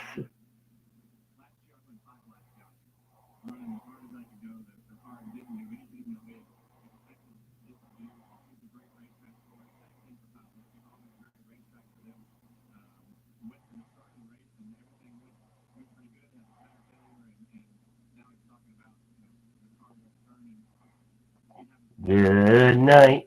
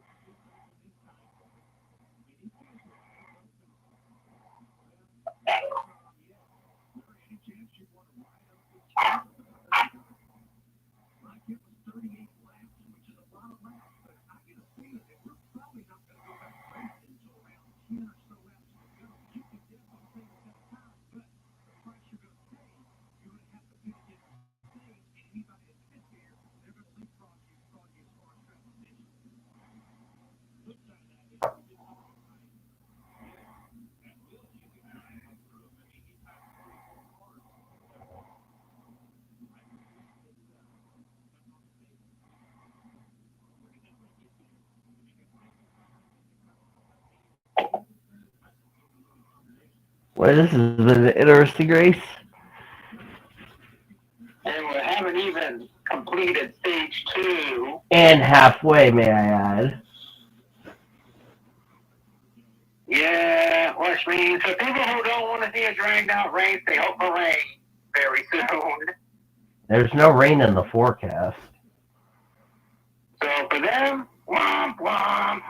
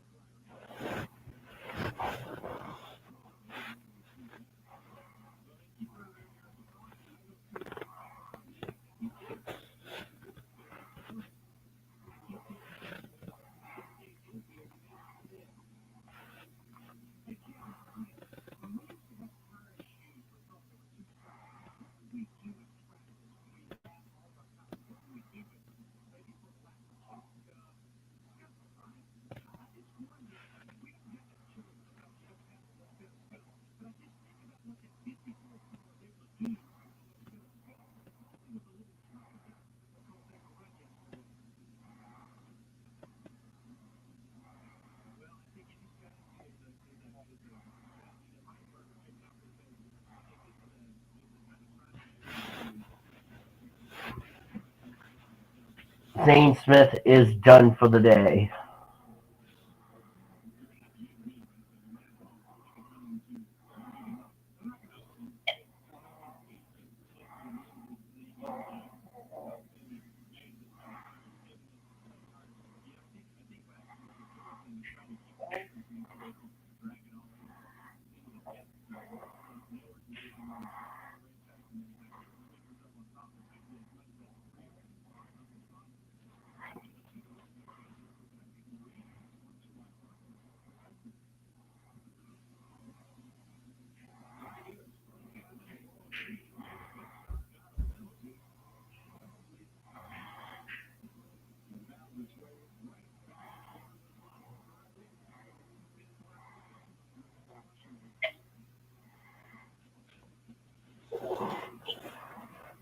Good night.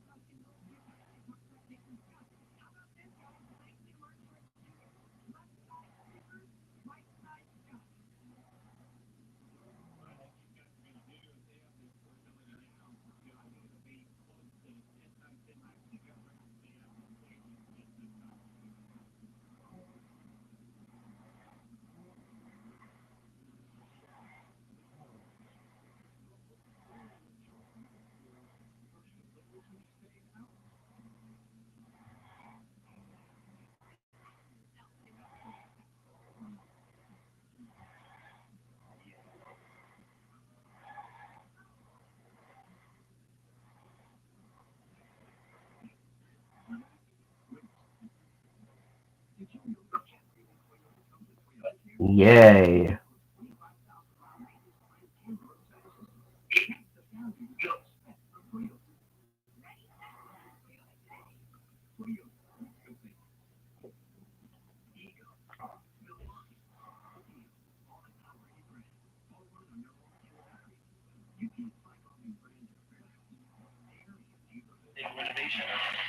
That's an innovation occasion.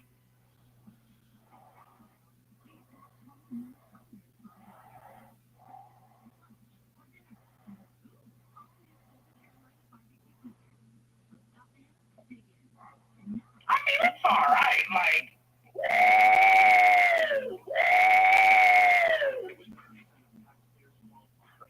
everything down to the last minute. That's what I'm talking about. That's why it's everything. That's why it's the goat. The goat. It's the biggest piece of dog shit. Overrated as fuck, in my opinion. I mean, it's all right. Like,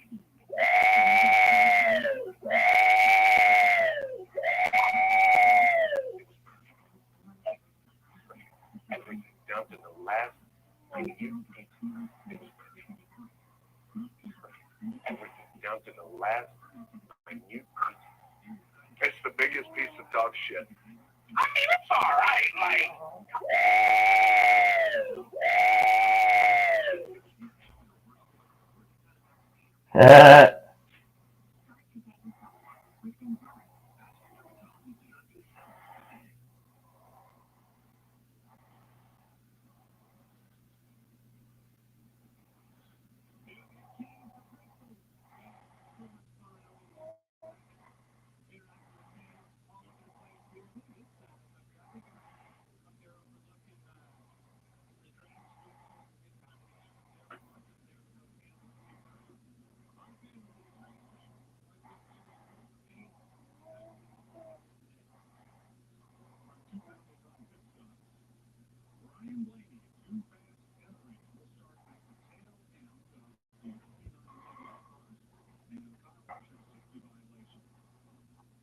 Oh, safety violation. Uh-oh. It got worse for Kyle Busch. Kyle Busch is just ready to get the fuck out of Bristol. and I'm probably going to be throwing some crows off the mountain in a second.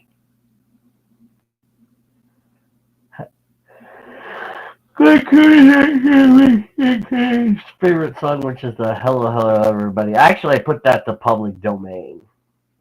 As we're back to green. Alright, some drivers are doing a very similar strategy as before. Those with that cars are going crazy aggressive on the restart. Hey, to a lot of drivers here, how are you behind Tarzan Hocevar? That's not good enough.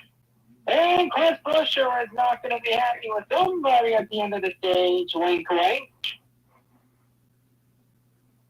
He's probably going to be dumping that particular driver at this rate. Oh, Corey with joy. I'm not spoiling what we just seen. I ain't spoiling it. No spoiling, or you will let a cat die, and then I will cry. No. It's either no spoiling, or you get put on Sean's list.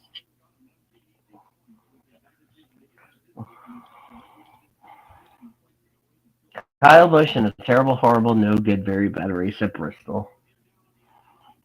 What on the planet happened here? And all of a sudden, I think we have a clear winner for stage 2. We might want to get the theatrics unless you know who over there in the lead has problems.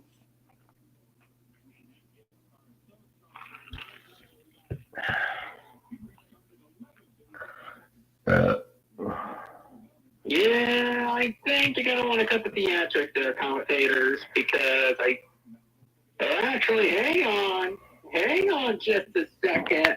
This on this one exciting, and yeah, one of my drivers is going to be throwing another driver off the mountain at the end of the stage. Most definitely. I'm not saying who, unless you just see it. Or actually, you saw, so I'm just going to say it. Yeah, just say it. Coach Busher is going to be throwing Carson Holzevar off a cliff after this stage.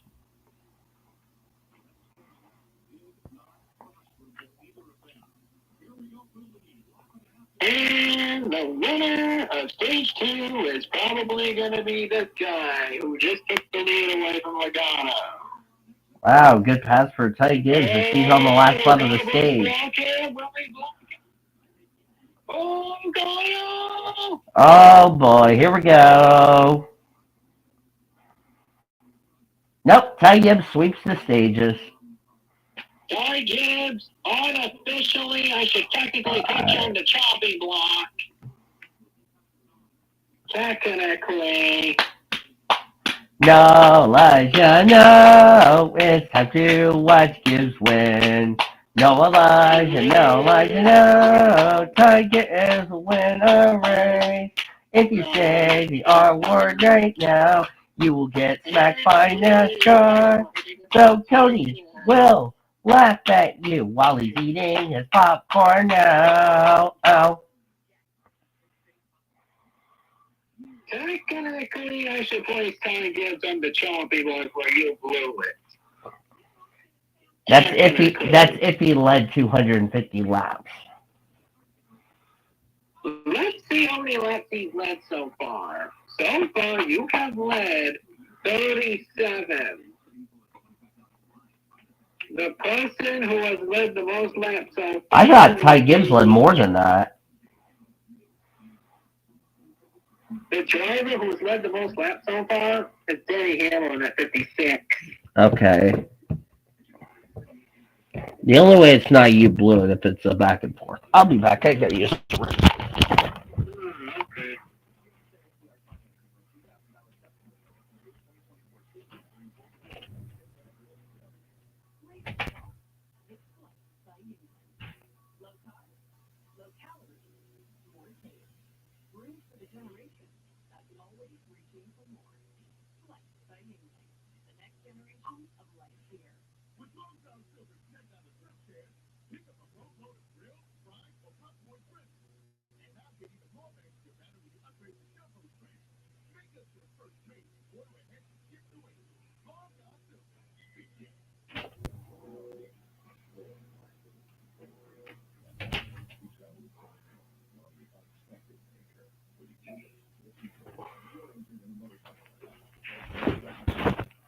I'm back.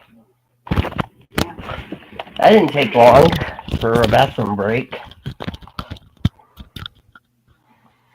And John Jay. What? Technically, I need to whack you with a frying pan. Who? This person named Chunky in another server. His current rating is 5.9 and Let me guess. He has that cursive number. I'll tell you what he did exactly. His current rating somewhere between 5.9 and let's just say it's that number, but the decimal's in the middle of those two numbers. So it's like that cursive number without the period. Yeah, without the decimal point there, it would be that number.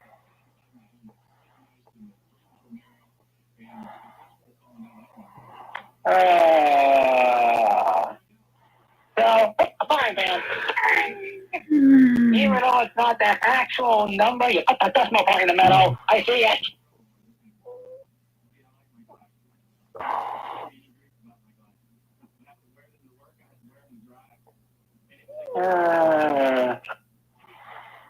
Yeah, that's what I've been doing for a little while now. Every time I see that certain number pop up. Mechanical problems is what I heard from the 71.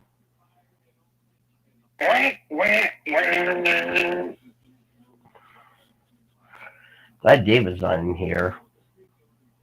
Yeah. Or Sean. That too. Or Pete Taylor.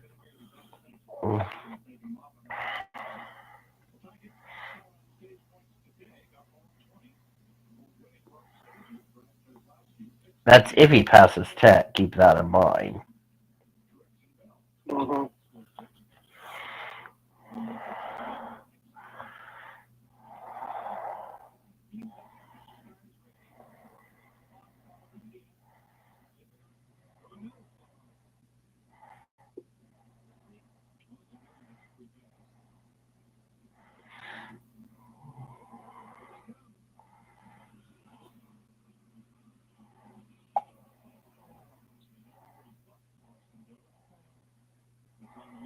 So I realized something kind of odd.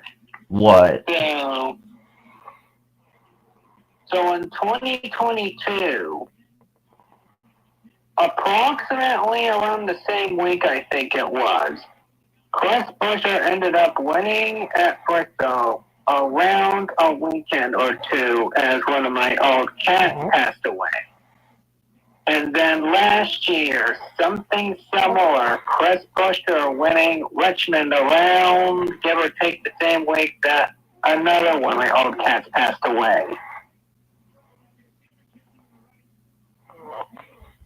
So I kind of have a small prediction as Brad Keselowski and myself is going to have to throw a driver off a cliff for once he's on pit road in a second. Oh, Kendrick! Oof. There's one driver going to be going off a mountain at the end of this race. Actually, you can blame the car in front of Brad, who... Yeah, that too. Yeah, speaking of John Hunter Nemechek, if I end up throwing him off a mountain, then that'd be 2 weeks in a row that I end up throwing him off a mountain, I think. And then NASCAR smacked Taylor for laughing.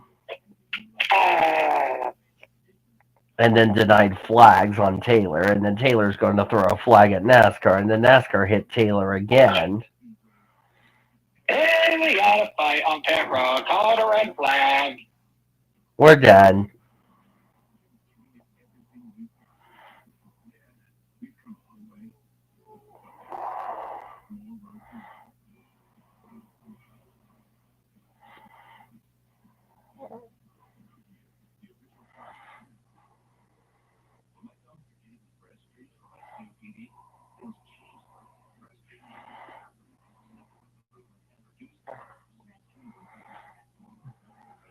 Engine.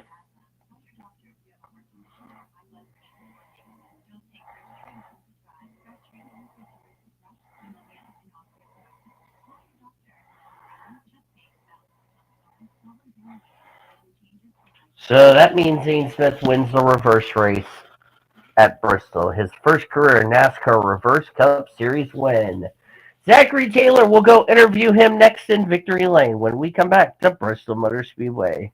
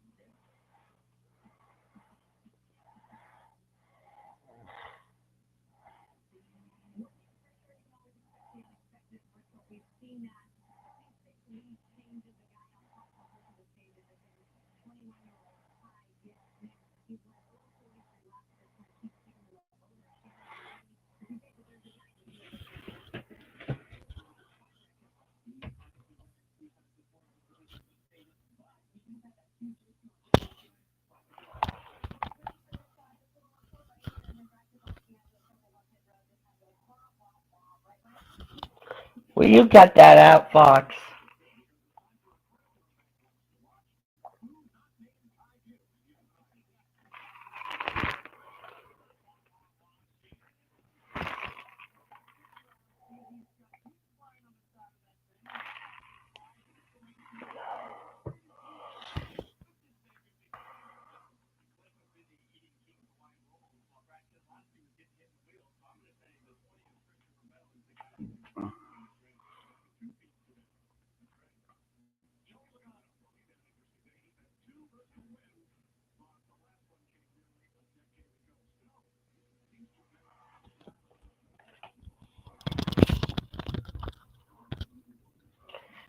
Yeah, this is what we call a typical Bristol.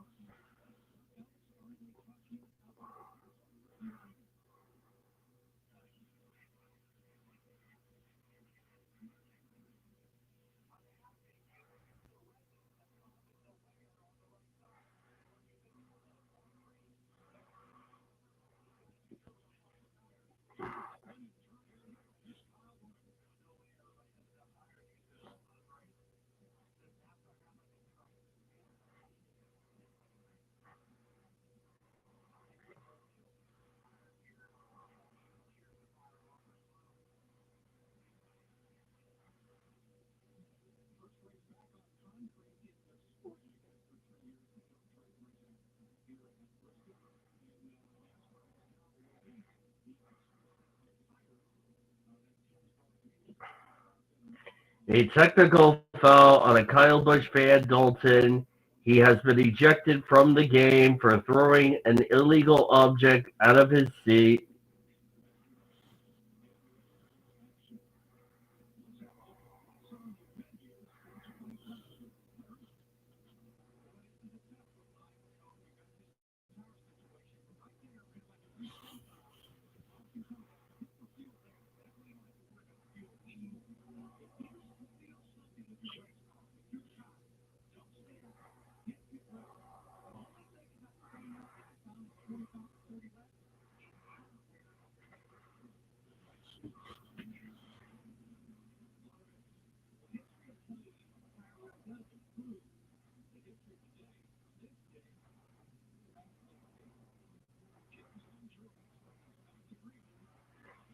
And we're green.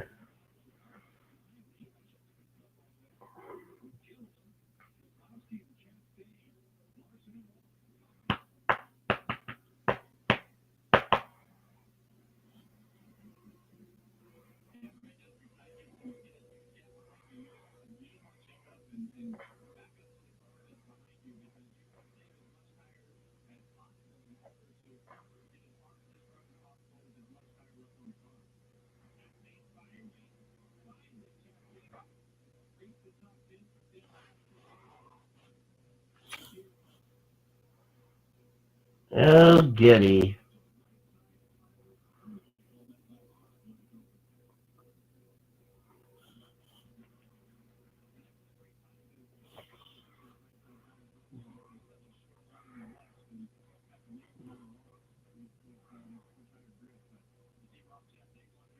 NASCAR tells the teams their extra set of tires is ready and they can go get them.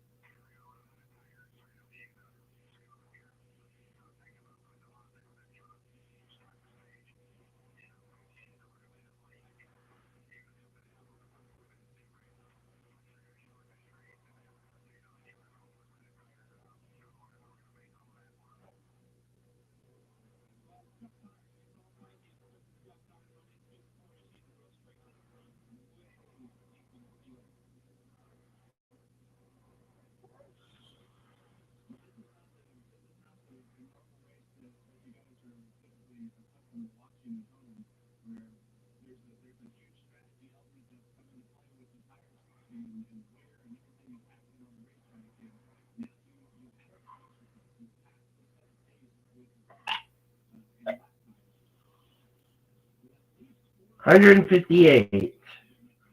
So Ty Gibbs is less than 100 laps away from being placed on the chopping block, Cody.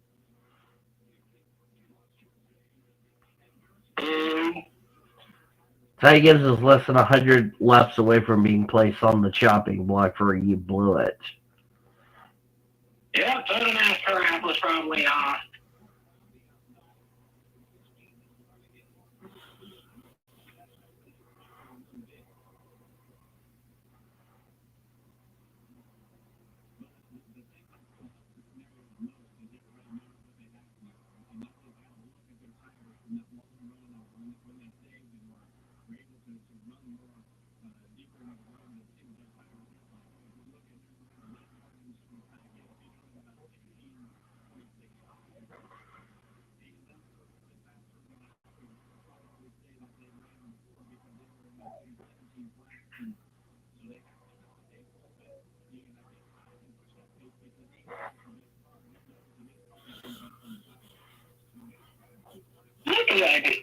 Oh no.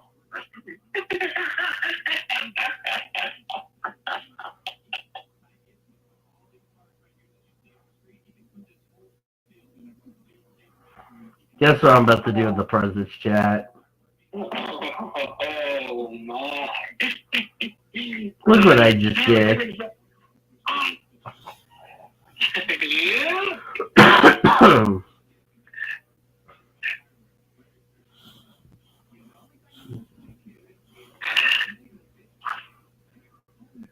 Why is it out of here?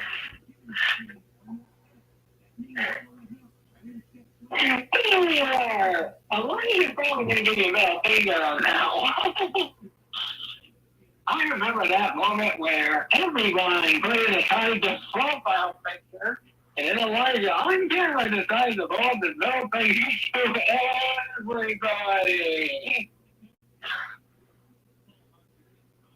Literally everybody.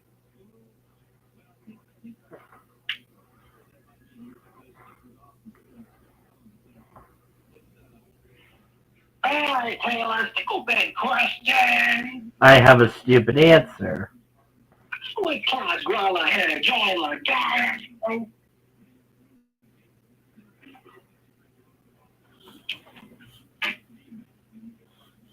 How is Justin Haley ahead of Joey Logano? That's probably because Record Racing got help for the St. Louis Cardinals. I don't know. We'll have to get triggered by that in a minute.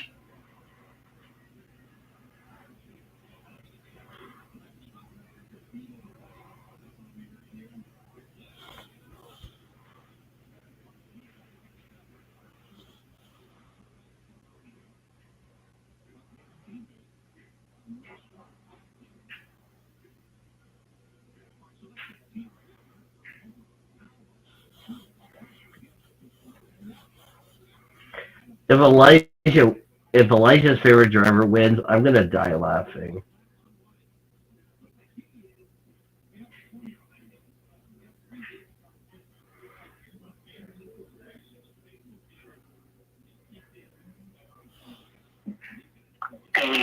to be a lot of people saying the C word and the R word, aka the word that makes Sean say his line.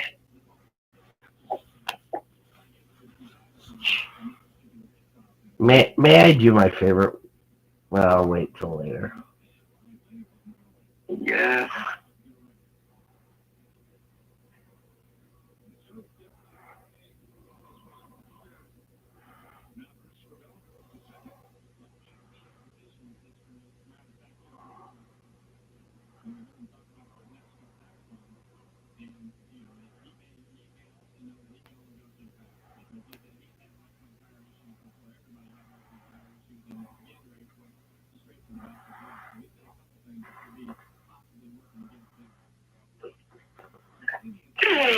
Joey Lacole does not need to retire yet, Surface Hyena.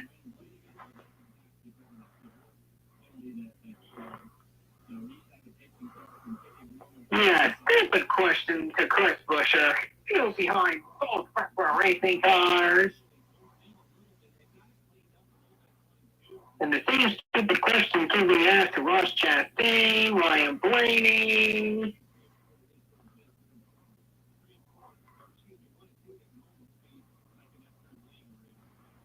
Oh, I need to put this in the president's chat. All right.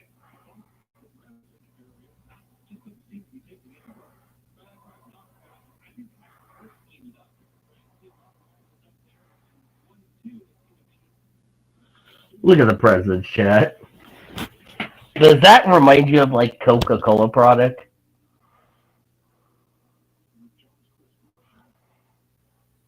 Maybe.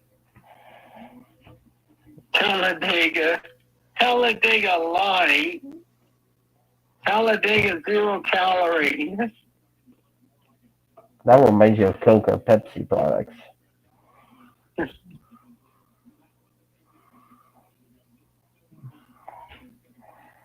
Yeah. God, Hunter Nemechek, how the hell are you consistently staying fourth in a Legacy Motor Club vehicle? Beats me. Oh, I gotta get David.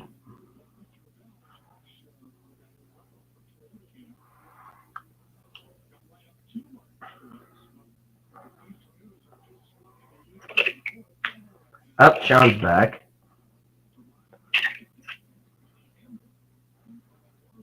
Sean has returned back from Neverland.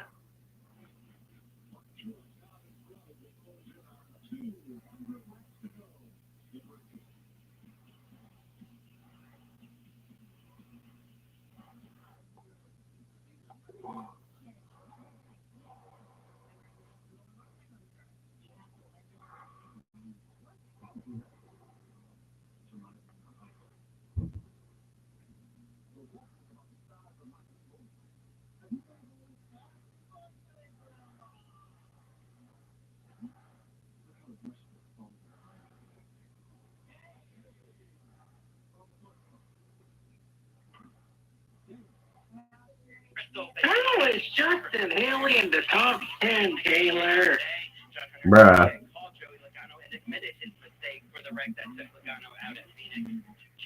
How is Byron still last?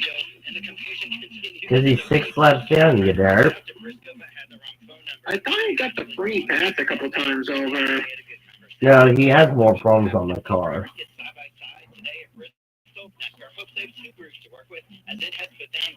Well, then I can't wait to run over the crews over there after the race.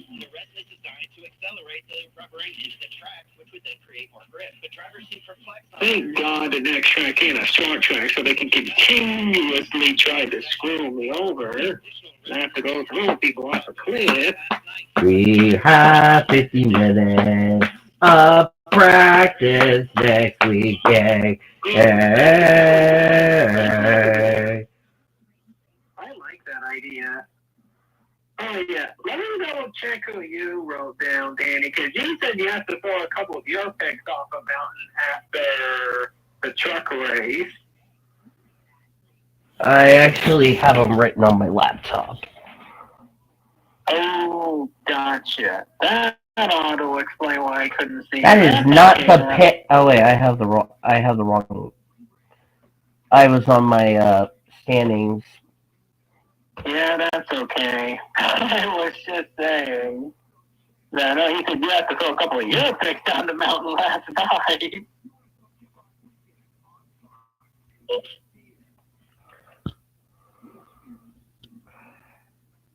Craftsman NASCAR Truck Series Racing, where truck officials farted and stinked up the crowd again. Hey, welcome to the Truck Series. We reversed our expectations from the last 3 seasons. Now the most exciting series is probably Cup.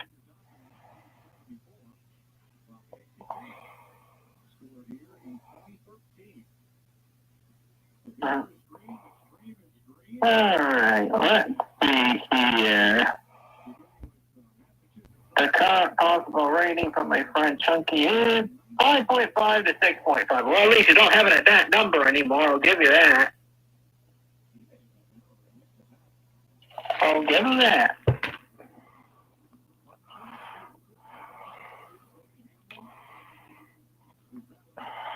Oh, I can't even see the damn results. Oh, no!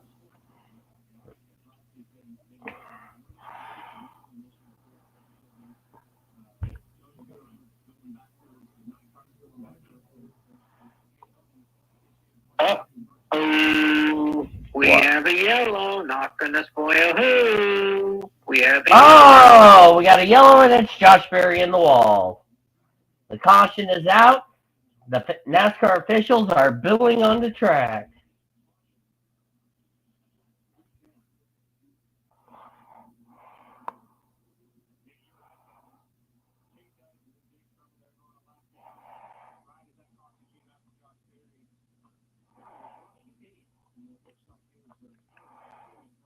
Let's see where Jake Garcia. I gotta throw William Sawalich down the mountain because he really sucked. Hey, look, I stay away from color. How many points do I get? Who was your pick again? I got my stay away from correct because I picked William Sawalich for stay away from. And I got him correct, so I got a lot of points for him. Just kidding. Even though it's only gonna be worth let's try wait, hold on.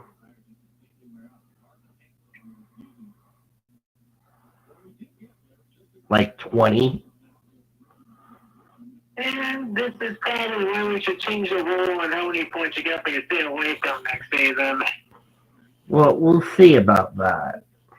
Yeah, because to be fair, if we pick to stay away from and we literally only get, let's say, 10 points for getting it correct or 8 points for getting it correct, or you probably know where I'm going at here. Yeah. And something tells me we might as well consider as our big stay away from for this season. Oh, for the love of Pete.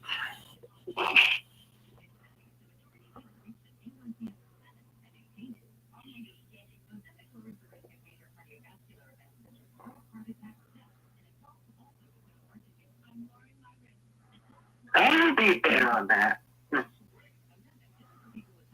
But yeah, I do have to go through, since the truck's already left there, I gotta go throw a couple people off a cliff.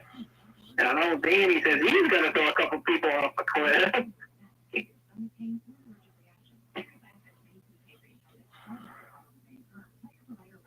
So another Spinella.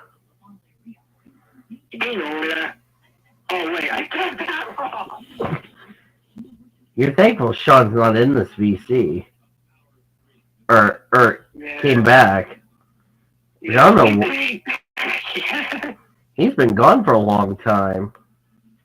Hey, he's about to snow into DC again. Oh, you had to bring that up. Oh my goodness, last night was a blast. I didn't even have to pick you up in the VC. I didn't know if you fell asleep or not. In the president's chat. Oh no, what did you do?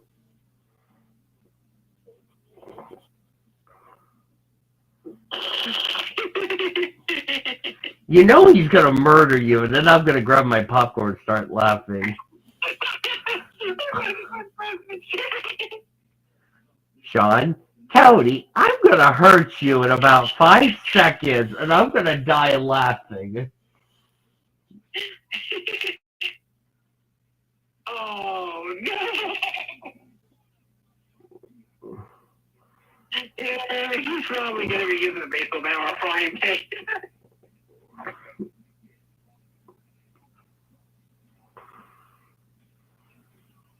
I just replied.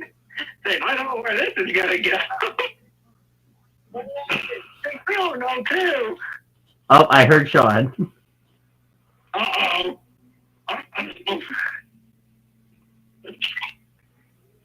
Yeah, now he's gonna murder you, and I had nothing to do with it. I didn't do it. What is going on here? I did not do it, Sean. I did not do it. Don't kill me. I'm a good headshot for you. Dang. I saw that one coming.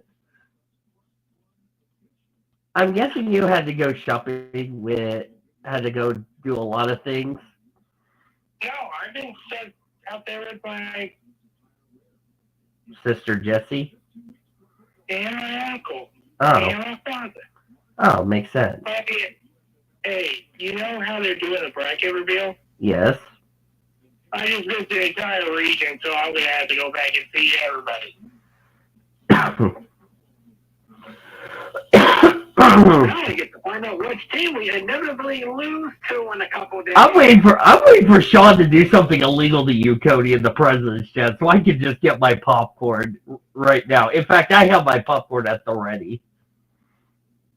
What do you mean, snoring? I think Cody was referring to the fact you were snoring in the VC last night, Senor. We didn't even have a VC last night, you derp. It was after the Bristol race for trucks, I know that. I wasn't snoring, no. Oh, that wasn't your dog? Probably was. Good job, you derp. Here's a dud set, Cody. Fair, Danny. To be fair, you're in the same boat I was. I didn't know who the bleep was snoring, so. But I'm not. Okay. But I'm not the one who called out Sean for that. Okay. Hey, fair enough, Danny. Fair enough. Let's see. Who got number one? Out of the East, it's UConn. Freaking course it's UConn. That means they're the number one overall. Let's see, who do they face off in Brooklyn on Friday? Stetson. Oh, Toyland. Congratulations, Stetson, you're in the tournament. Oh, I see who Cody's playing in the first round. We're gonna get screwed. The bracketology was incorrect on the article earlier today, because they said we were supposed to play against Illinois. Hey, You are. Hey, let me look. Let's see. The number 8-9 matchup. Florida Atlantic, number 8. Number 9, Northwestern. Oh boy. Congratulations, Northwestern.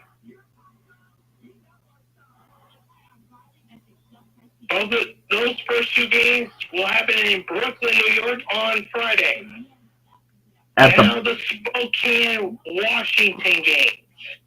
That's at the bar. Oh. There's just the 5-12 matchup. Number 5, San Diego State. Excuse me, JD Martin. You're saying Rickler Racing can get a top 5? What the bleep? Number 12, UAB. The 4-13 matchup. Number 4, Auburn. Number 13, Yale. That's the top half of the bracket. Now to the bottom half of the East region. 6-11. BYU, number 6. They're heading to Omaha.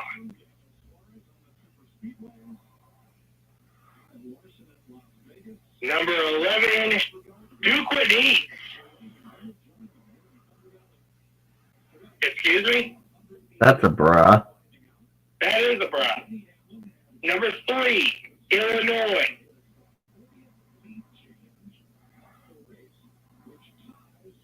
Good job, Illinois. Wait, is it confirmed? Illinois versus who? Illinois versus number 14, Moorhead State. Oh, God. Both of those games Thursday. And those will also be in Omaha. Number 7, Washington State.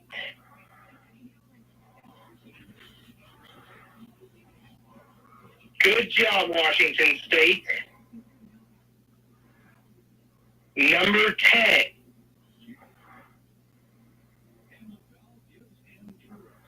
Drake.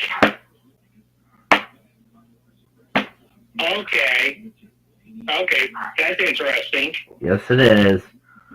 At the buzzer! Iowa State.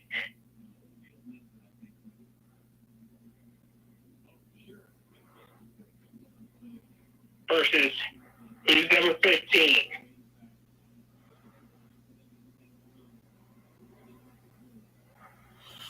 Back to green on my end. Oh, it's Joe gets racing. South Dakota State. What? South Dakota State, number 15. Excuse me. What in East region? I want to know what kind of beer they're drinking so I can have some.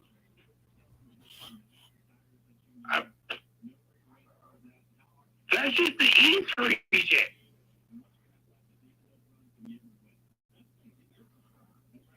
Oh, but I went too far.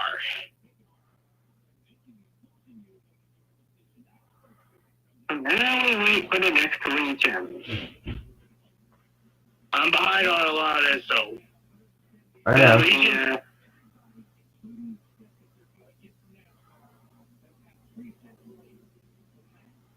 Come on. I'm now having to go little by little here.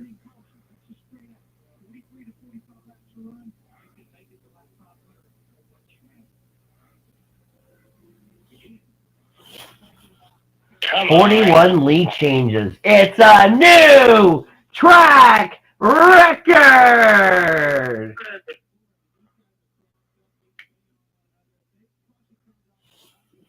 Well, I knew I was going to say that. That was going to be the first time I get to say that. All right. Now ready to head to the next region. Let's see. Next region, the South region. Number 1, Houston. They're heading to Memphis, Tennessee on Friday to face number 16.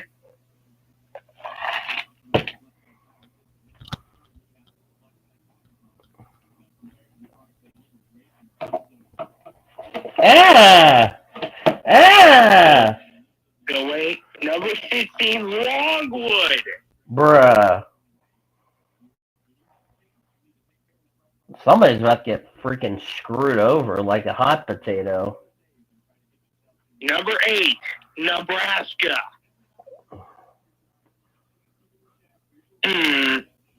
I am viewing the selection show on CBS right now. You want to know the matches I am seeing here right now?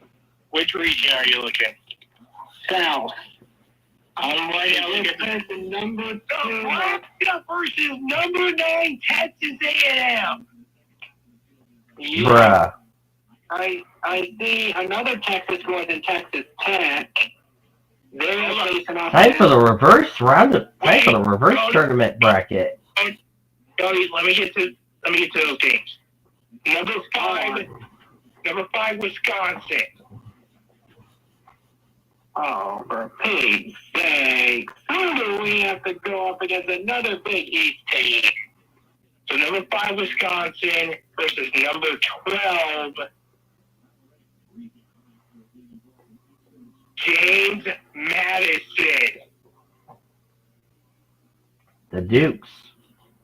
Number 12 is James Madison. They're heading to Brooklyn. We go hard. Brooklyn, we go hard. We go hard. That actually seems like a good matchup there. Very excited on that one. Let's see. Who's number 4? Duke. Versus number 13.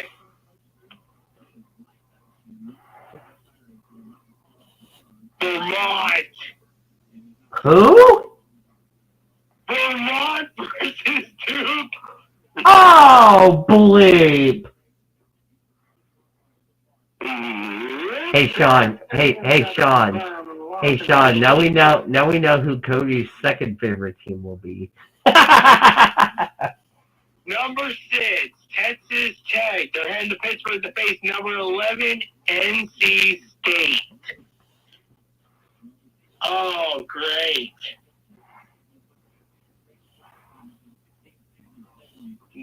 They're heading to Pittsburgh. The other game in Pittsburgh, number 3.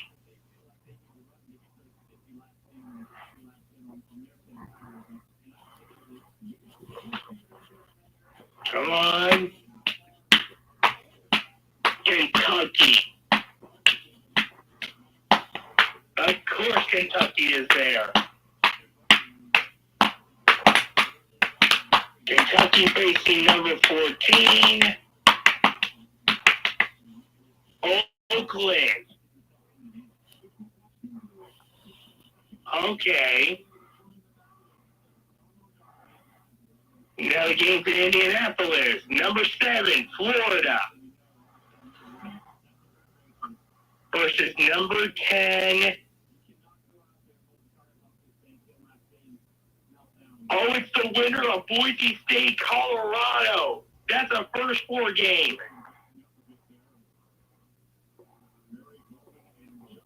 So Boise State, Colorado will be a first 4 game. Let's see, number 2.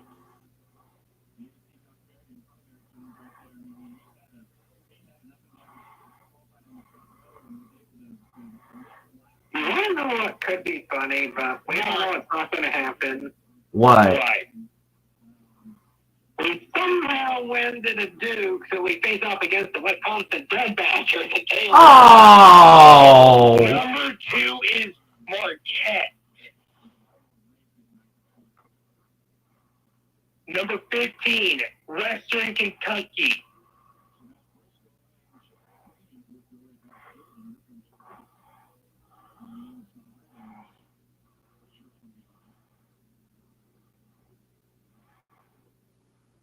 What a South region here.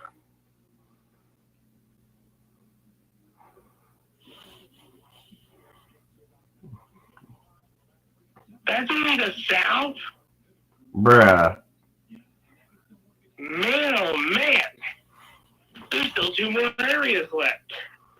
And now we get to determine who our reverse NCAA tournament will be later tonight at 11 p.m. Eastern Time, Cody. So Cody's got to go and face Duke. Why do we get it pinned against the Big East team for the second consecutive year? Yay! Oh, no, that's an ACC team. Oh, my bad. Good job, you derp. Here's a done set. Oh. Side by side. We should be okay for... We're, by the way, in the fuel window. If these drivers pit now, they can make it to the end. But yeah, Duke is an ACC team.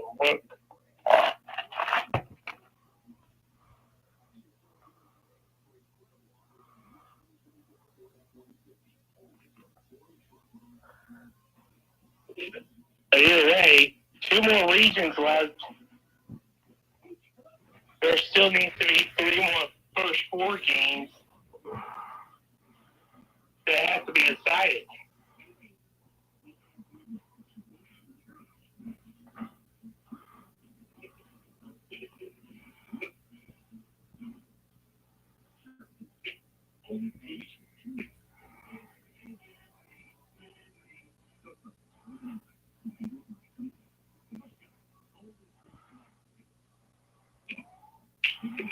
All right. What's going on with the race right now? We had a couple of spinalas while you were gone. I was able to hear them on the radio. Cool. So you're like, spinala. All right, here we go. The next region. It's the Midwest. Number 1, the Dead Boilermakers. Who is going to finish in 128th place. They'll be heading to Indianapolis, Indiana on Friday to face number 16. It's the winner of Montana State and Grambling. Oh my God. In a first 4 matchup. Oh my God. And the Boilermakers have been eliminated from the reverse NCAA tournament and reversely fired their coach. Number 8, Utah State. Congratulations, Utah State. Number 9, TCU. Not surprised. Not surprised. That's a bit surprising. Now we know who's made the reverse NCAA tournament. Let's see. Salt Lake City, Utah. Number 5, Gonzaga. Ty Gibbs is still leading. Number 12. Oh, hello. Bruh, McNeese is in the tournament? Yeah, I think they're using the dead girl strategy of Oklahoma State.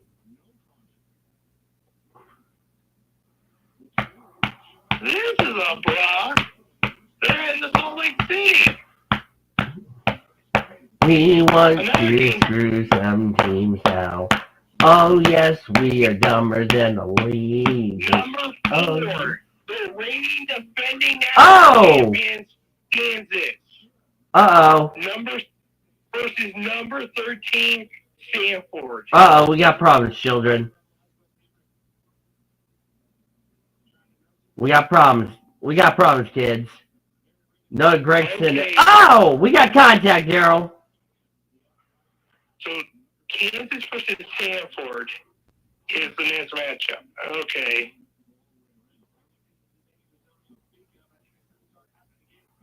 We almost had a wreck, Daryl. No kidding, Larry. All right, bottom half. Number 6, Penn to Pittsburgh, South Carolina.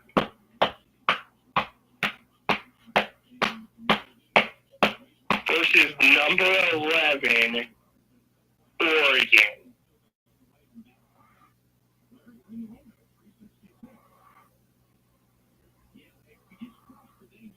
Oh boy. Number 3, Creighton.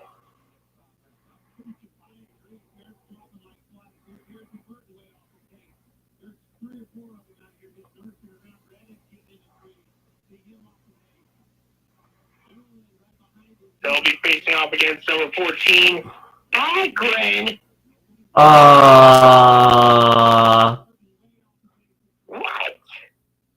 What type of baloney is this?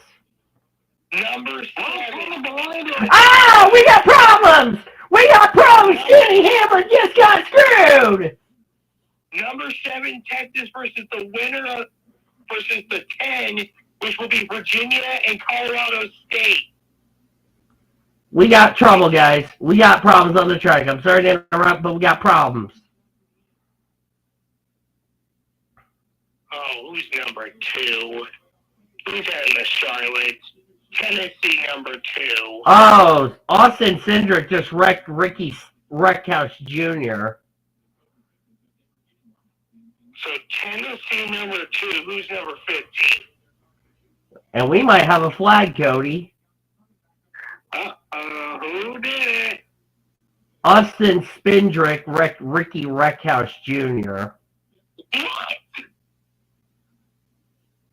Yeah, we might have a fight. We might have a fight. Oh no, we may have a fight. Oh my God. Hey, oh no. Hey. And then NASCAR hits both of them in the face.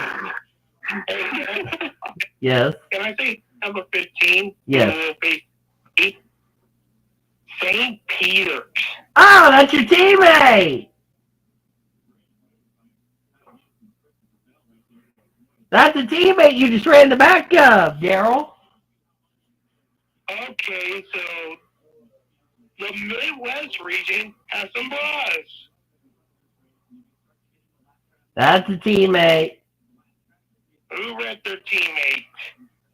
Bell ran the back of Ty Gibbs because they were checking up.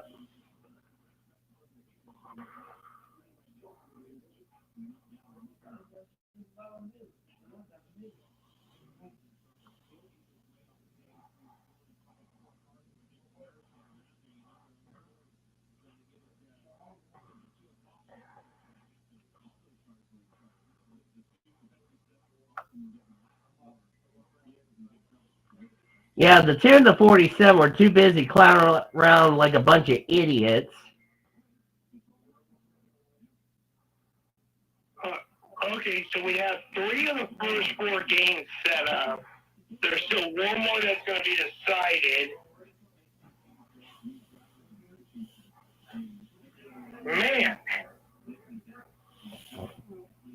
Man, oh man, there's still one region left.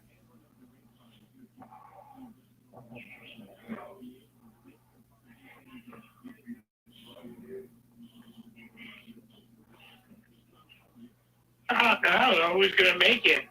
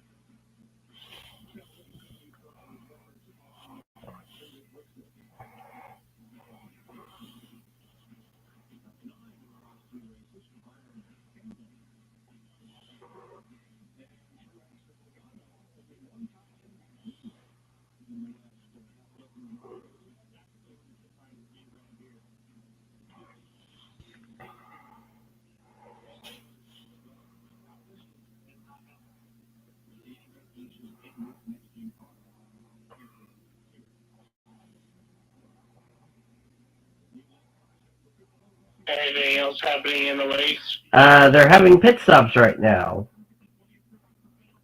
Okay. So this could be the money stop because we're already well in our window to make it the rest of the way. And how many laps is there to go? We're at 373 of 500.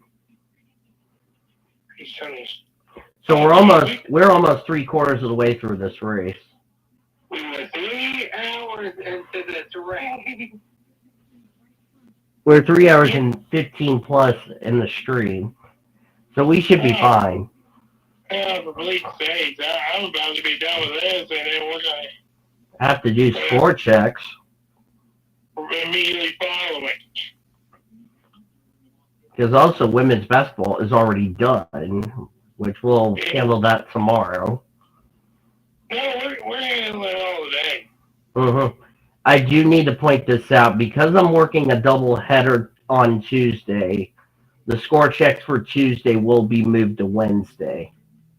That's fine. At least I gave you that heads up now. I gotta go to the doctor tomorrow, so I have to go to a doctor tomorrow too. And I have to go to work tomorrow. Oh, I'm gonna be booted out of the house. well, I have to go to work tomorrow as well. Mm-hmm. Except there's not gonna be much happening at work tomorrow. Yeah. So you might be able to go home early. No, I No, can't. no, he has to go to the doctor. I have to go immediately to the doctor. Yeah, because the only one that's taking him to the doctor is going to be his dad. Yep. So he's getting more, as we say, father-son time. And it also means I get more money. Mm-hmm.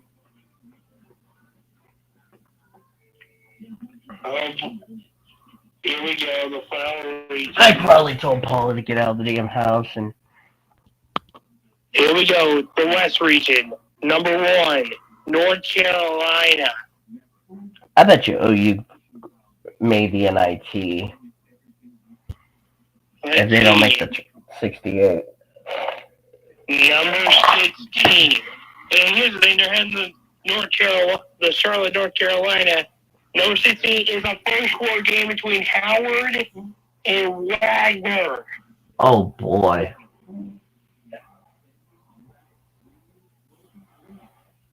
Number 8, Mississippi State. Number 9,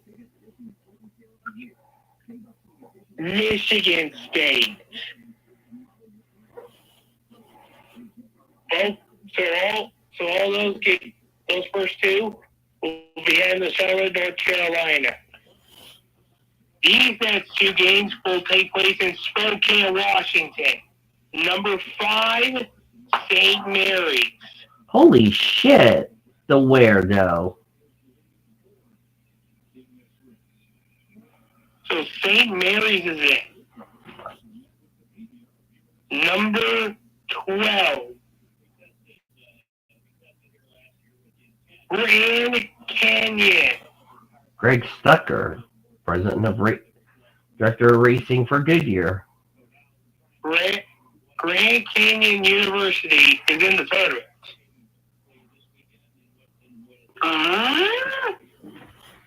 Yeah, they're in the tournament. Who is? Grand Canyon University. Oh. They're number 12. Number 4, Alabama. Dad Taylor. Versus number 13, Charleston.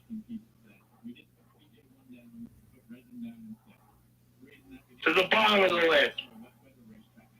We got 2 games in Memphis, Tennessee. Number 6, Clemson. Taking on Hold on, we're at Clemson at the moment. Kyle. Sorry to cut you off, guys. Kyle Larson, equipment interference to the rear of the field. Oh, okay. Am I good now to say? Yes, continue. Number 11, New Mexico.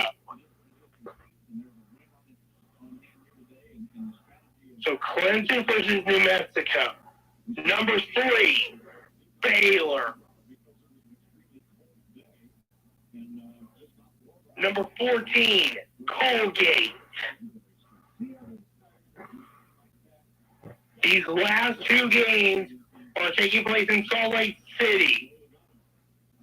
Number 7, Dayton. Dayton, Ohio is it. So an Ohio team will be represented. Number 10, Nevada.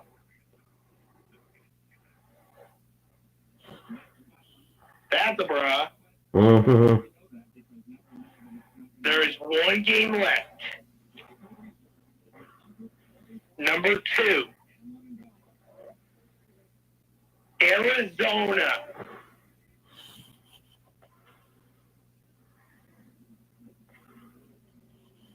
Now one spot. Number 15.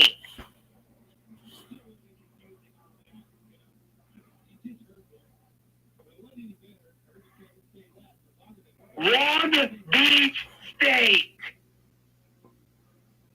And now I question why they're firing their coach after the season. They can get their money then for March Madness. If you find a coach, you can get in. All right. And that's how they got into the tournament. I swear. Probably. But that's it. That's the 68 field. Oh, you got snobbed. Yeah, they're out. I guess they definitely. And David said that you getting snubbed out of the tournament is cheating and rigged. See what? Yeah. Saw that coming. And you want to know who else says the R word too? Orman. Yeah. You knew I was going to say that. Well, Jesus and USA, how is he not in March Madness? OU's probably going to the NIT.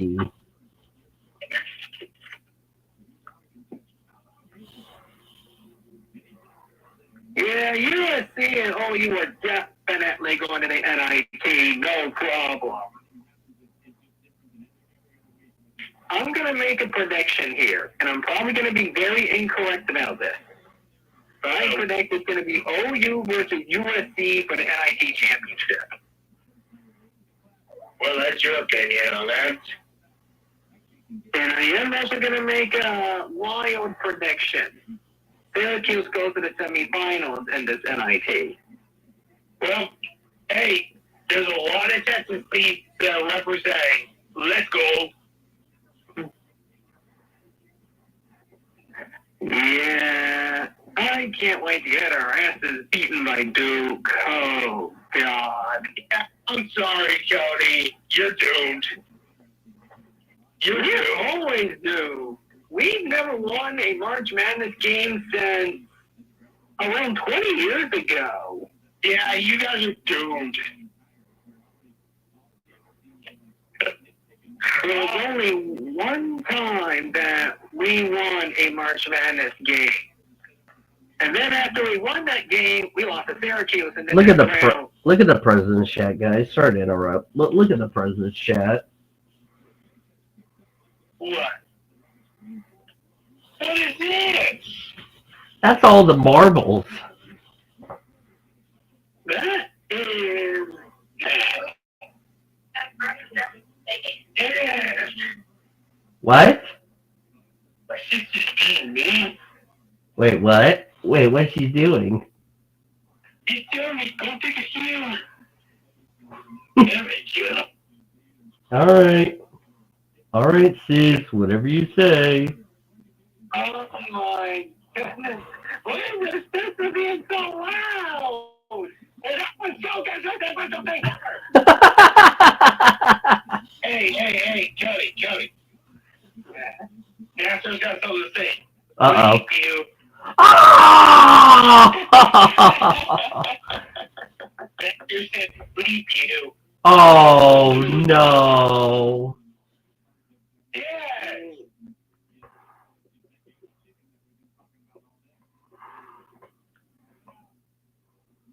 That's what they Oh!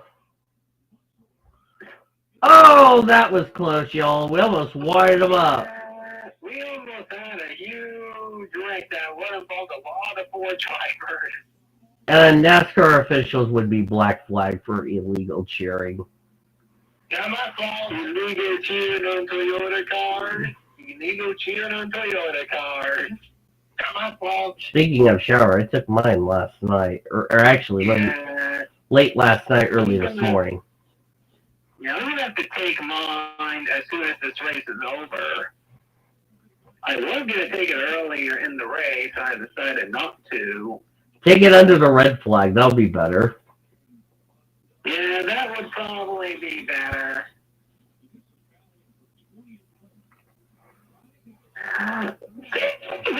Someone is on the server.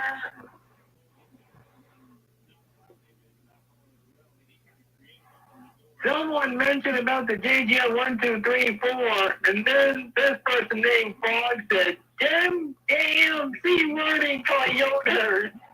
That's what I thought.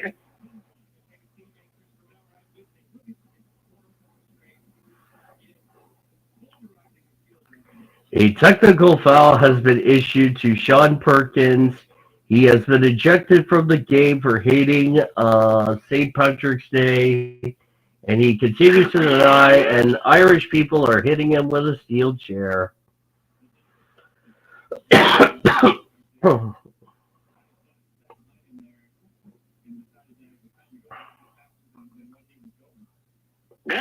No left to go, and I think it's almost confirmed for Tony Gibbs to go on the chopping block. Well, he's got enough fuel to make it to the end. Will they have enough tires? That's going to be the question mark. Yeah, will they have enough tires to complete this race without having problems? I'm going to say everyone needs to make... That was not... I don't know if that was equipment interference.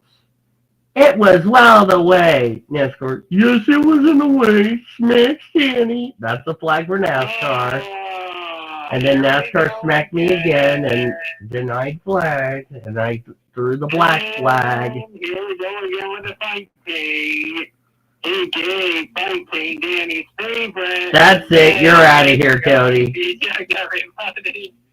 You're gone, Cody. Nope, looks like it's about to be a back and forth, actually, unless he does. Well, I don't know if he can make it to 250. I think this is a back and forth. I'm going to be fair with you. I may end up bringing in the old rules so that you can blow it back. Yeah, that would be better. Because I'm going to be a bit fair with you. We haven't been catching a lot of people. The only one we only caught was a damn ARCA driver. Yeah, so if I'm going to be fair with you, I'm not going to be bringing back any old rules sometime soon. At least before I can figure out this thing here.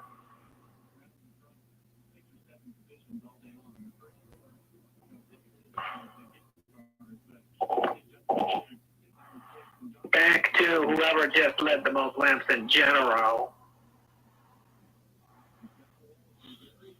That would be better. So, you know what? I'll probably do that starting next week. Yeah. Starting next week. Oh my God! It's an. Why do we got a turkey dancing with a human or an ostrich? Oh, the artificial intelligence. Other countries. Other holiday, Danny. No. God, Lord, we don't need a... No, other countries are saying other holiday. P-Tower accepted.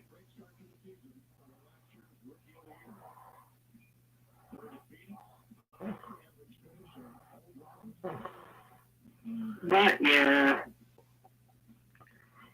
You know, time to get happy, people. Cody's got to get happy. Yeah, we're going to get happy because starting next week... No. That's the old rules of the No. That was not what I was saying in that term, you darp. Well, thanks for clarifying. I said time to get happy for somebody, you darp. Oh, yeah. Time to get happy for Elijah's Melton that's going to be up in the air after the end of this race. Pending inspection. Yeah. I was going to say, time to get happy, people. Happy 29th birthday today, Annie Thomas. That would be her birthday. Gotcha. And we already talked about the Jamie McMurray, Todd Bonine deal, so yes. About the race at Darlington, I believe it was. On this day in 2003, after it was rained out from Saturday. which we're excited. Happy trails to the free agency for Marion Jamestown. According to multiple reports, they're in the final stage to get Marion Jamestown a contract with, you guessed it, Cody Smart's affiliation team. You believe that? Oh, that's a face plant. Boink.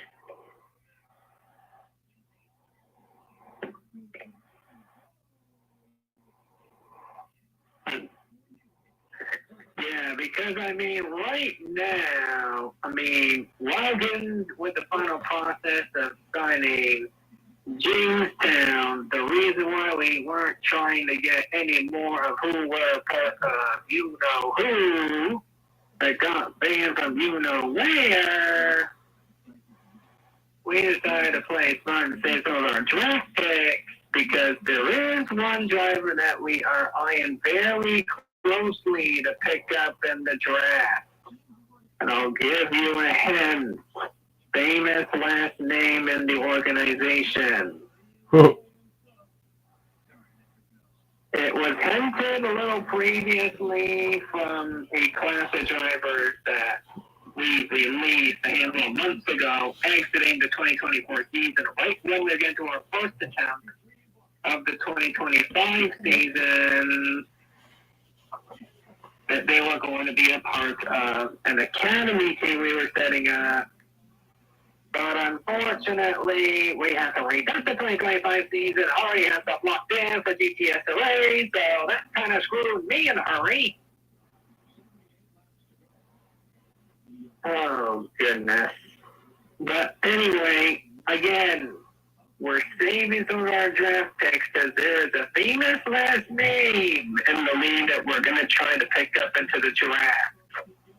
And we've been targeting him for quite a bit now.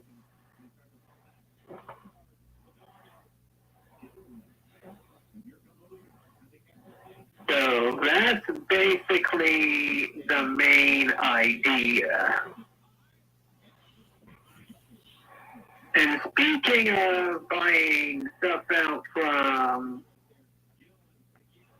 Nathan Auburn Motorsport, we basically announced that we'll be adding Mountain Dew and Pepsi related sponsors and the massive contract that will run until 2027. And other sponsors such as Allied Bank and Exalta will be sponsoring select entries and what would be renamed as the Nationwide and Truck Series. At least one entry will have a deal with both sponsors that will span until 2029. So we've been basically in the process here. Oh, yes. Because from what I've seen here recently, thank you, Stephanie, we are projected to be getting an earlier pick in this year's draft due to the fact that, well, basically almost none of our entries made the playoffs last season, so that's basically why, as one of the earlier entries in the draft.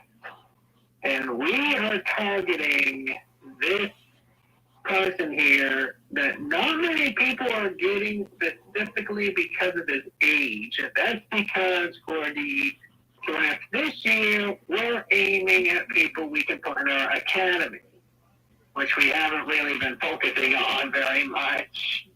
Usually when we recruit new people, they would just go to the East or West series almost automatically. Now we're getting to a point where we're able to have an academy and be able to expand to stuff such as the first ever PCSA/PSR, should I say, esports organization over with you know who, but you know where. I'm not going to say anything otherwise I get copyright.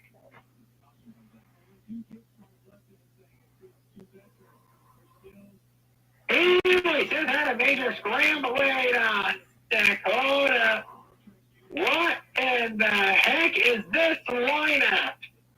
What? All right, get this. Him in first, Truex second, Chbosky third. Where did you come from, Tommy? And Gibbs fifth. I think Gibbs is trying to save his tires. Yeah, Gibbs. Oh, Bubble, oh, screw the team owner. Oh, no. Oh.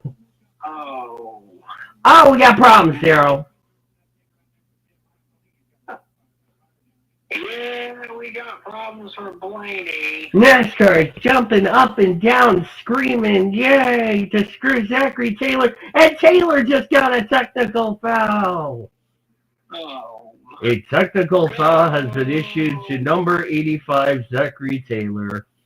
Here we go again. A second technical foul has been issued to number 85, Zachary Taylor. He has been ejected from the game and is not allowed to cheer again. If he cheers again, he will be slapped. Yeah. Looks like we're having cases of bad you again. And NASCAR's having a bunch of drugs. Yeah. Chase Elliott fifth. Oh, for the love of Pete. What are we doing?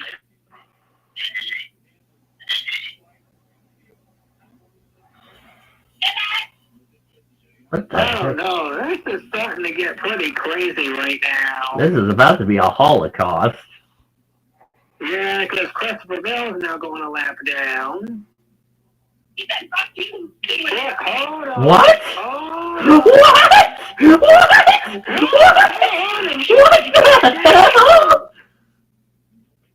What the hell? Is that Jesse? Yes. Oh no, the peanut accepted. Sean is gonna murder you for saying that. Specifically not to Sean. For the love of peanut, Sean accepted.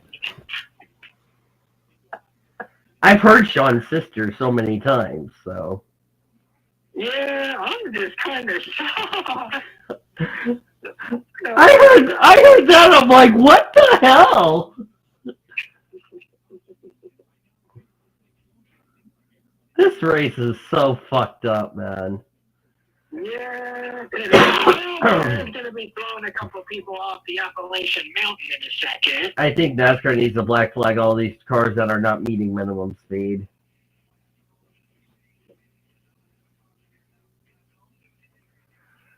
This is almost like the damn FARC race at freaking Toronto.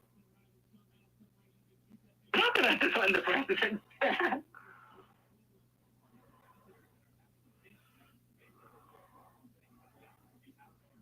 Oh! This race is bad year written all over this freaking track. Come on! This is so fucking ridiculous. Ty Gibbs with a flat. Ty Gibbs with a problem. Oh. Everybody will have a flat. NASCAR is booing. Why are we having failure again?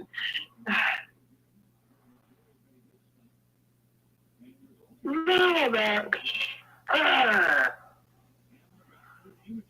God damn. At this point, we need to throw a caution for lack of cars in the lead lap.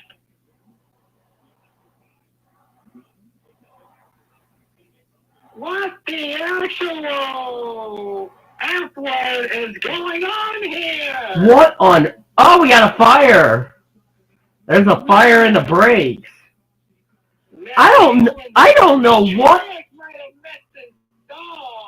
I don't know what on earth. This has got to be the most effed up race I've ever seen in my goddamn life. I don't know what on earth this race is. This race is. And Cody's driver's leading to the annoyance of NASCAR. And Cody has flipped off the NASCAR official. And Truex is having problems, but I'm not telling you which specific problem. Oh my God. And another fire. This is starting to turn into some total crap. This is going to be a crap. I don't know what on earth this race is becoming. This is becoming more of a joke.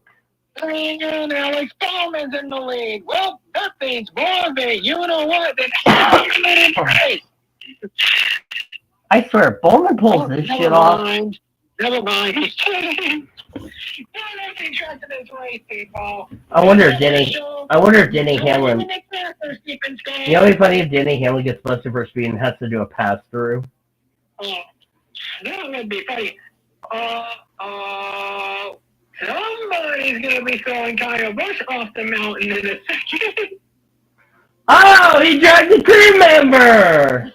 Yeah, that crew member's gonna be throwing Kyle Busch off the cliff in Oh. a second.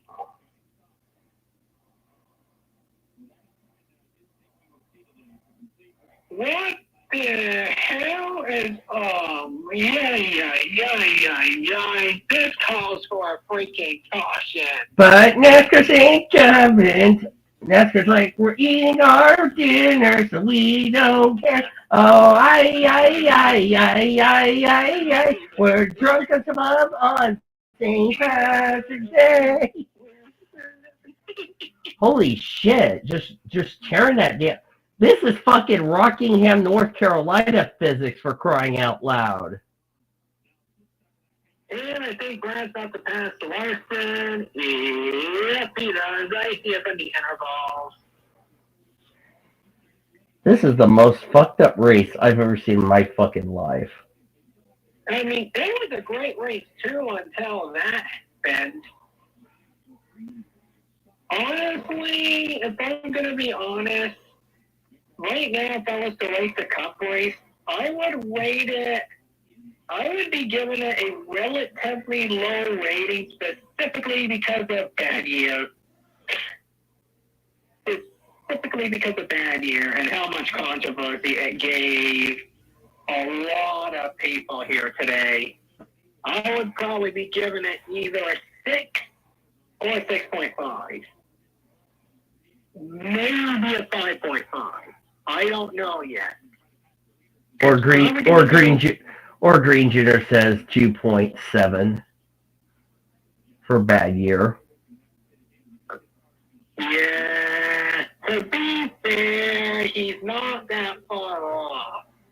I mean, if you give it a low rating because of bad year causing all of this mayhem, then I don't blame you one bit. This was a good race until that happened.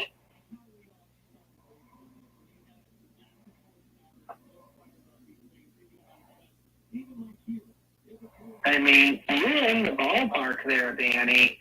This whole case of bad year kind of ruined the tempo of this race.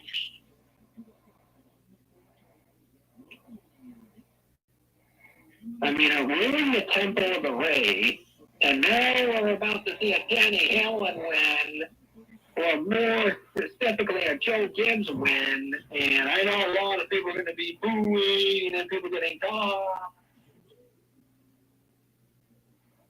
Or get ejected or whatever.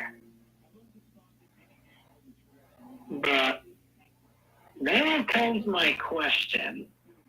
Out of the top 3, who is more likely to get to the finish first? On tires. Yeah. Hey, Chase, write Denny Hamlin for me so I could make sure he's too easy for stay away from next week.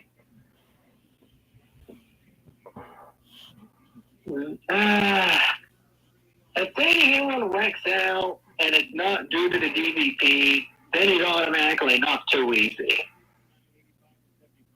And Jimmy Hill wins the Bristol Sucks 500.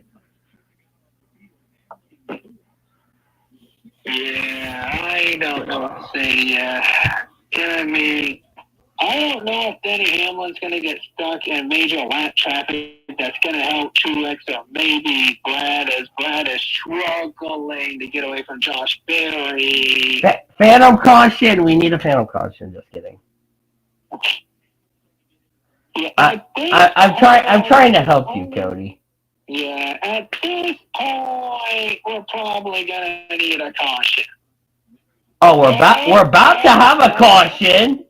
You almost jinxed it there, Cody. You were saying, Cody, you almost jinxed it there for a second. Yeah, because here comes Truex. Now we could have a powerful lead. And if those would get held up much longer, then Brian could get there realistically. But I don't know, though. And before the 11 and 19 failed tag. Yeah, we haven't seen a Cup driver fail tech yet this year. Actually, racing car, but they didn't get disqualified. I don't know what on earth this race is, but this has been a shit show and a half. Yeah, like how the hell is Justin Haley 9th? How the hell is this is 7 or Josh Berry 4? And William Byron has not even recovered from his bad incident earlier in this race. Yeah, that's a bit ridiculous. I think Byron should be in the lead lap. Or one lap down, one of the two.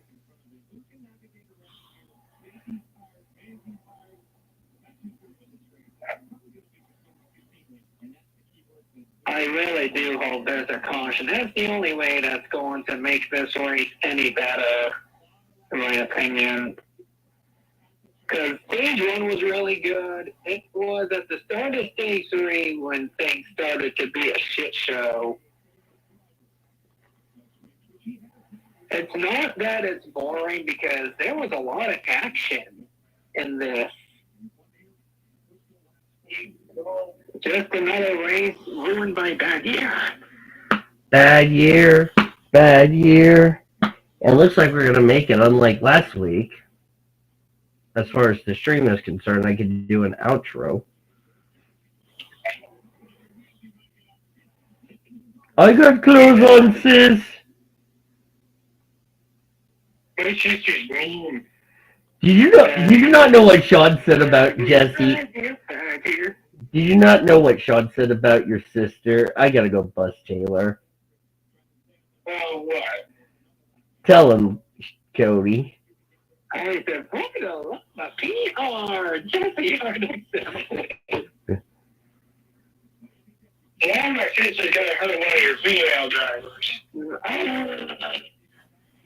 Hey!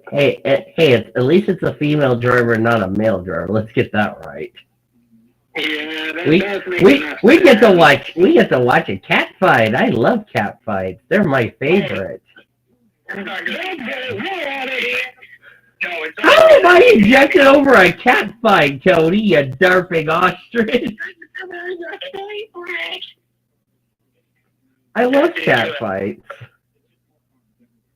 Wait, who's out of here? I saw that one coming. Oh, well, also Danny. Okay, you're both out of here. Fighting, my favorite. Hey, Danny. Shut the back door.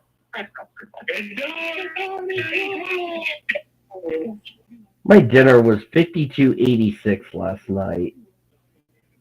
Yeah. That was from last night, by the way.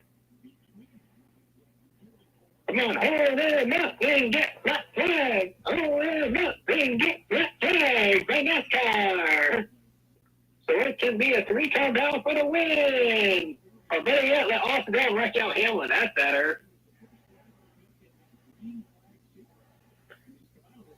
Oh, here comes Truex. Here comes Truex.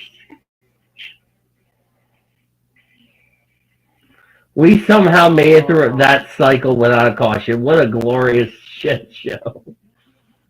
Oh, for God's sake. If we somehow manage to go... Denny Hamlin just lost this fucking the race. rest of this race, Now we need a 20-car pilot is what we need.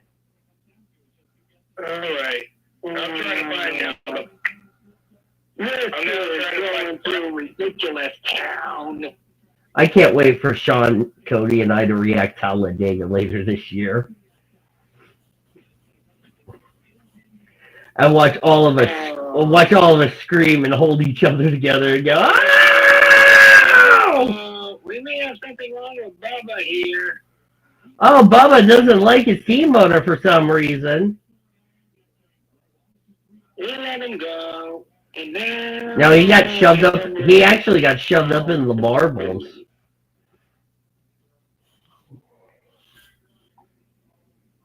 Bad year, bad year. Bad year ruined this race. Bad year, bad year. Bad year's gonna ruin this race. Bad year. More blown out tires. Winner of the race. That's gonna boom. And NASCAR flipped off the fans. Bad year, bad year, bad year.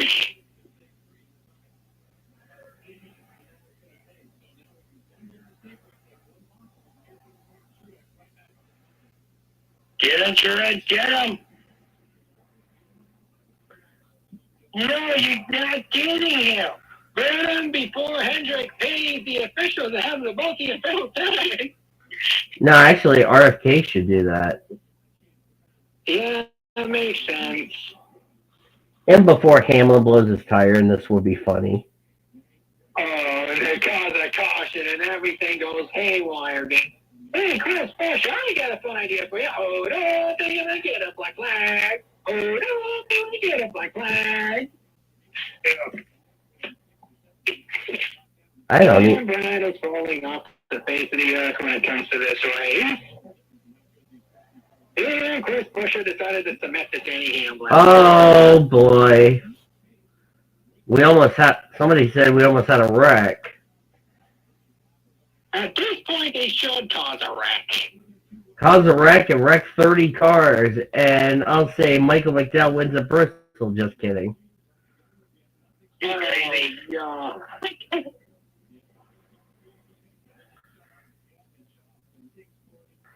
Oh, hello. I'm behind. I said, whoa, hold on there, brother. Sean. Oh! I'm behind you, Dad. I was helping you.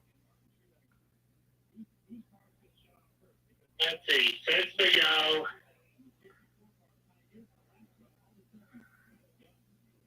That 4-car got really loose. How he didn't wreck is beyond me. 5 to go. I don't think Stretch Jr.'s going to do anything. I'm waiting for somebody to use the St. Louis dead bird strategy. And cause a caution. What? There's only 5 cars in the lead lap. Oh, caution, lack of cars in the lead lap. Caution for lack of cars in the lead lap. Answer, shut up. We want to see clear the line, shut up. Zachary Taylor has been given a 3rd technical foul for not leaving the track. Yeah, he's doing. I don't want to jinx it. Well, we're not going to caution anymore because I just saw the white flag. And for the penultimate time, yeah, here comes. That's if he's going to pass Tech. Let's hope. And the race is over. And here comes the flags. Here comes the flags. Glad this shit. Win. Glad this shit show is over. And Here comes the flag. Yay! Bell got 10. Yay! 3 of my 4 drivers got top, or 4 of my 5 drivers got top 10s. I'll take it.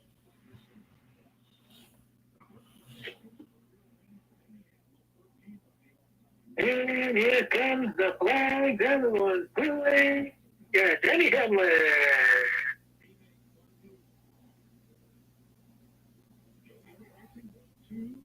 Yeah, good. Sammy, That person smacks would deny flags. Here's what happened. And another server, they just pinged me saying races for the server delayed by 2 weeks due to Hamlin winning. Here comes the flag, man. All right, now I get to ask my next question. Who fights?